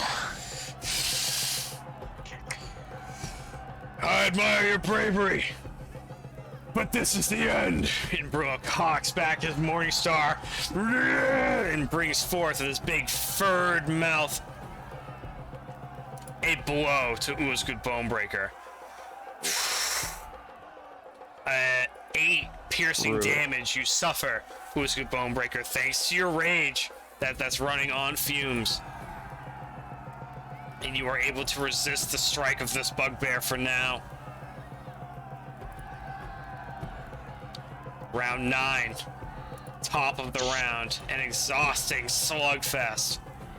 Ulzgud Bone-Breaker, feeling your rage escaping from you. What will you do?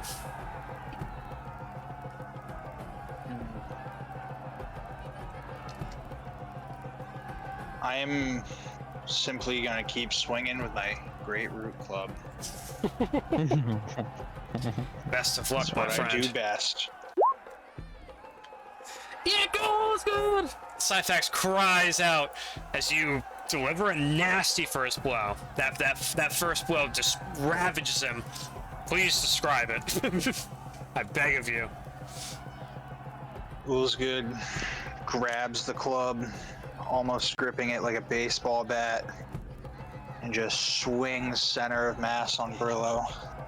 It hits a center of mass about in this side of his left rib area, and it's It's devastating. He's forced to drop the shield from his pasty, different color furred hands.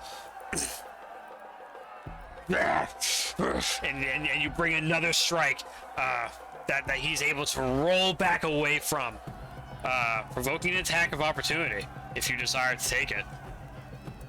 Of course. You're allowed another blow. Seeing him trying to roll away, you take in the initiative, stepping forward and bring another strike. Yeah. It is deftly delivered into the beast. Damn. A meaty 10 damage, and it looks like Brillo's pretty fucked up. Anything else? Ulzgud Bone-Breaker. Ulzgud peers over his shoulder at the other Brillo to see if it's moving. No. Seems like he's out. Seems like he's out cold. The other half of Brillo is incapacitated for now, it seems to you. Okay. He just returns focus back to the other one. Okay. Gets up.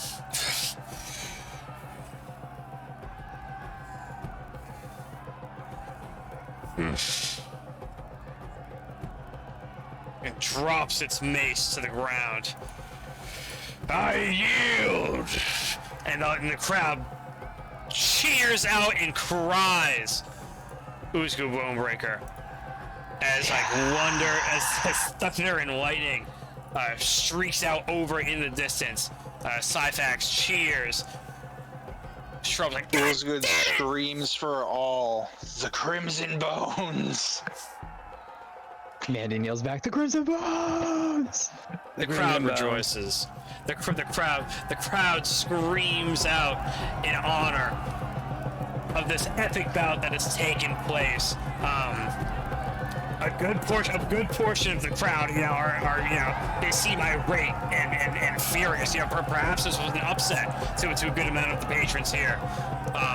But a good few portion of the crowd are cheering in excitement at perhaps this newcomer underdog victory that has been witnessed here live in the Garza Fields tonight. Very sick.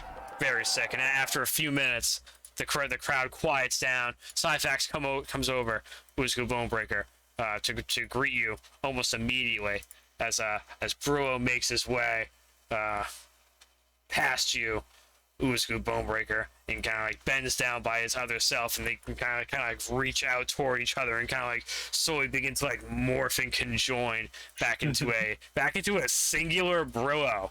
And Brillo is now his 6.5 foot tall stature as he was prior. And Syphax will go about attempting to heal you. Oh, thanks, Syphax. If he can.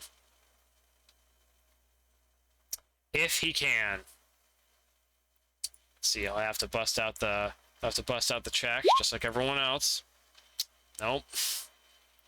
He'll try again.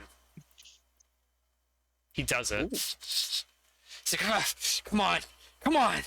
And he really fucking concentrates, burning 2-3 level spells before your fucking eyes. It was Bone-Breaker, and but a matter of seconds. He's like, oh, come on, and then cast mass healing word as covertly as he can. It's difficult being as now he's in the center of the fighting arena with you. He's like, you did so great, Ulzgud. That was amazing. Thanks, Syphax. Appreciate your inspiration. Oh, let's see. And you got damn. He rolled real shit on that mass healing word, huh? What the fuck? Mandion and Gelden will also jump over the log. And he'll cast Cure Wounds. He'll try. Yeah, sick. Yeah. Give me intelligence, baby. Whatever. I tried. Here we go. That shit was sick. Oh, fuck. Oh, good job. Ooh, and it was good. You kind of like come down from your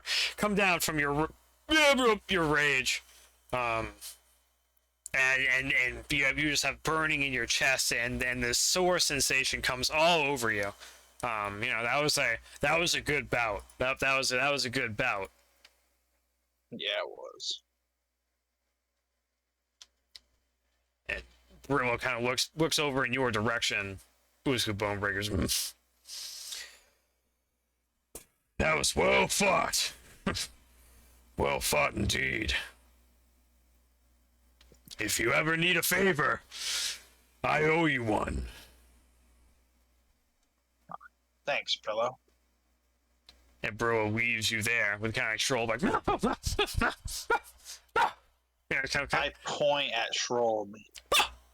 You come here.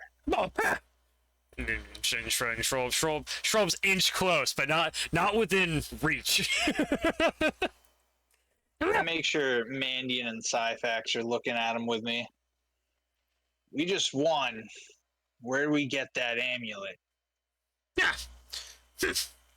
Well, I think you won't have to worry about the answer to that question much longer. And he kind of like looks over as a few of the guardsmen are coming over in your direction. Ooh. Nice fighting there, Gray One. Catch you on the flip side. And then Shroll backs away, kind of helping Brillo as they make their way slowly to the edge of the arena. As a shit ton of guards come over. Oh yes. Mandion turns around and sprints out of the arena, trying to find the man he gave 200 gold to. Good job, it was gold. Good job, it was gold.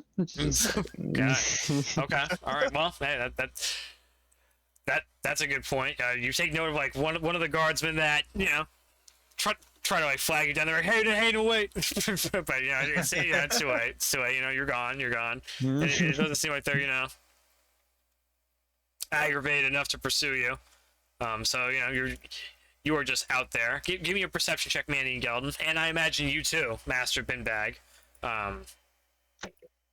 To help find some of your debtors among the crowd. You find very few.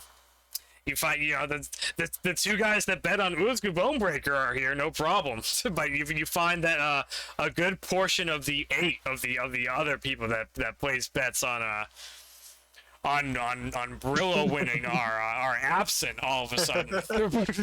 And, seemingly nowhere to be seen.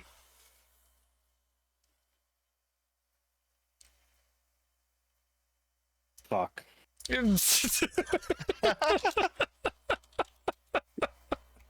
So you have you do have some paying out to do, I suppose, to the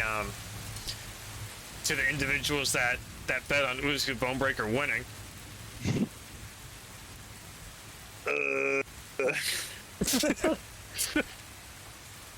Needless to say, maybe applying a flash of genius to mine, but How does Skeezewell escape from these debts?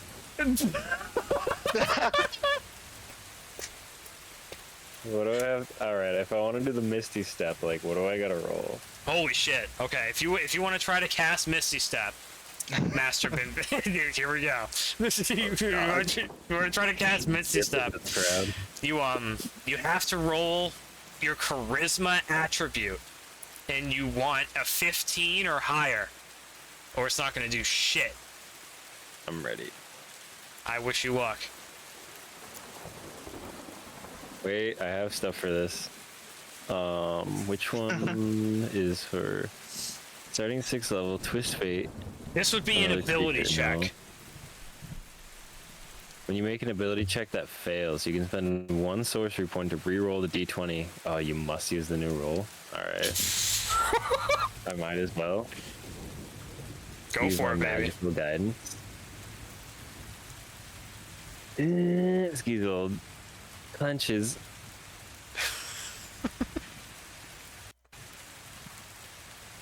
Fuck.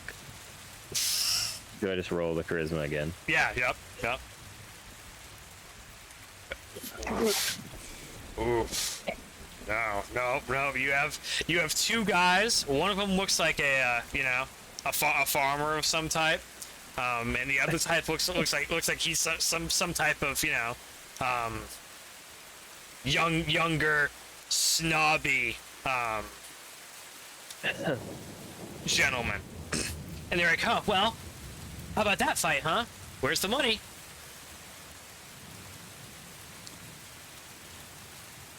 And they found you, Skeezewell Binbag. They have you. They have you now in this odd social stance. You attempt to concentrate enough to misty step out, but you're caught. You're caught here for now.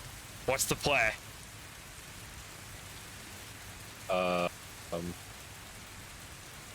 only have 18 gold. No. I only have 18 gold. Well, I guess I can give you both 9 pieces.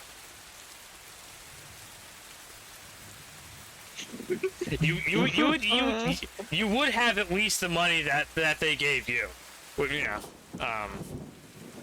good. And I get yeah. Wouldn't he have the money that the other betters gave him? That's true. That is true as well. Did I collect money? At least some. Oh, okay. I thought I had none. All right. Well, I'm gonna pay them out. Okay. I'm not all exactly sure how being a bookie works, but Skeezewell's gonna give them the money that they're owed. I reckon, probably in Skeezewell Binbag fashion, you probably took half of most people's bets. Let's say.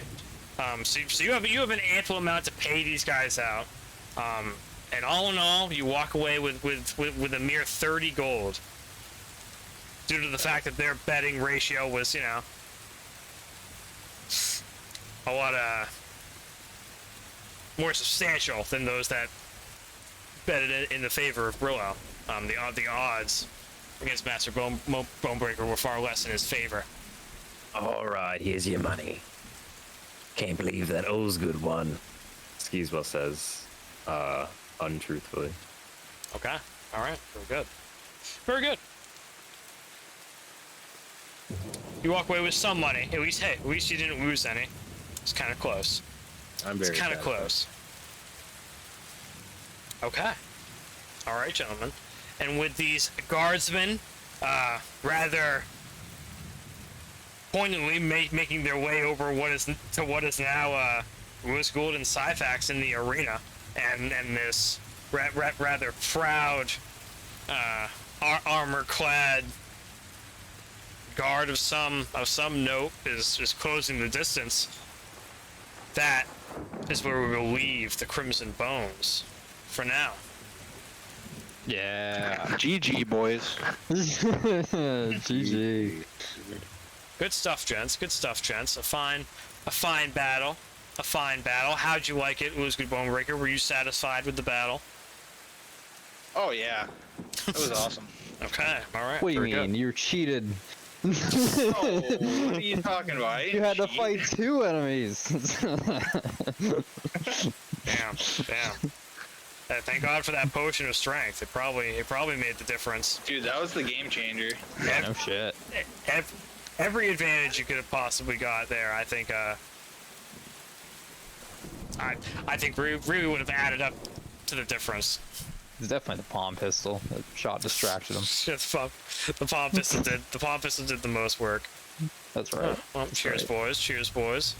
Cheers. Can't wait for the next episode, lads. Very exciting. Hell Very yeah. exciting. Hold on. Hell yeah. What's the date?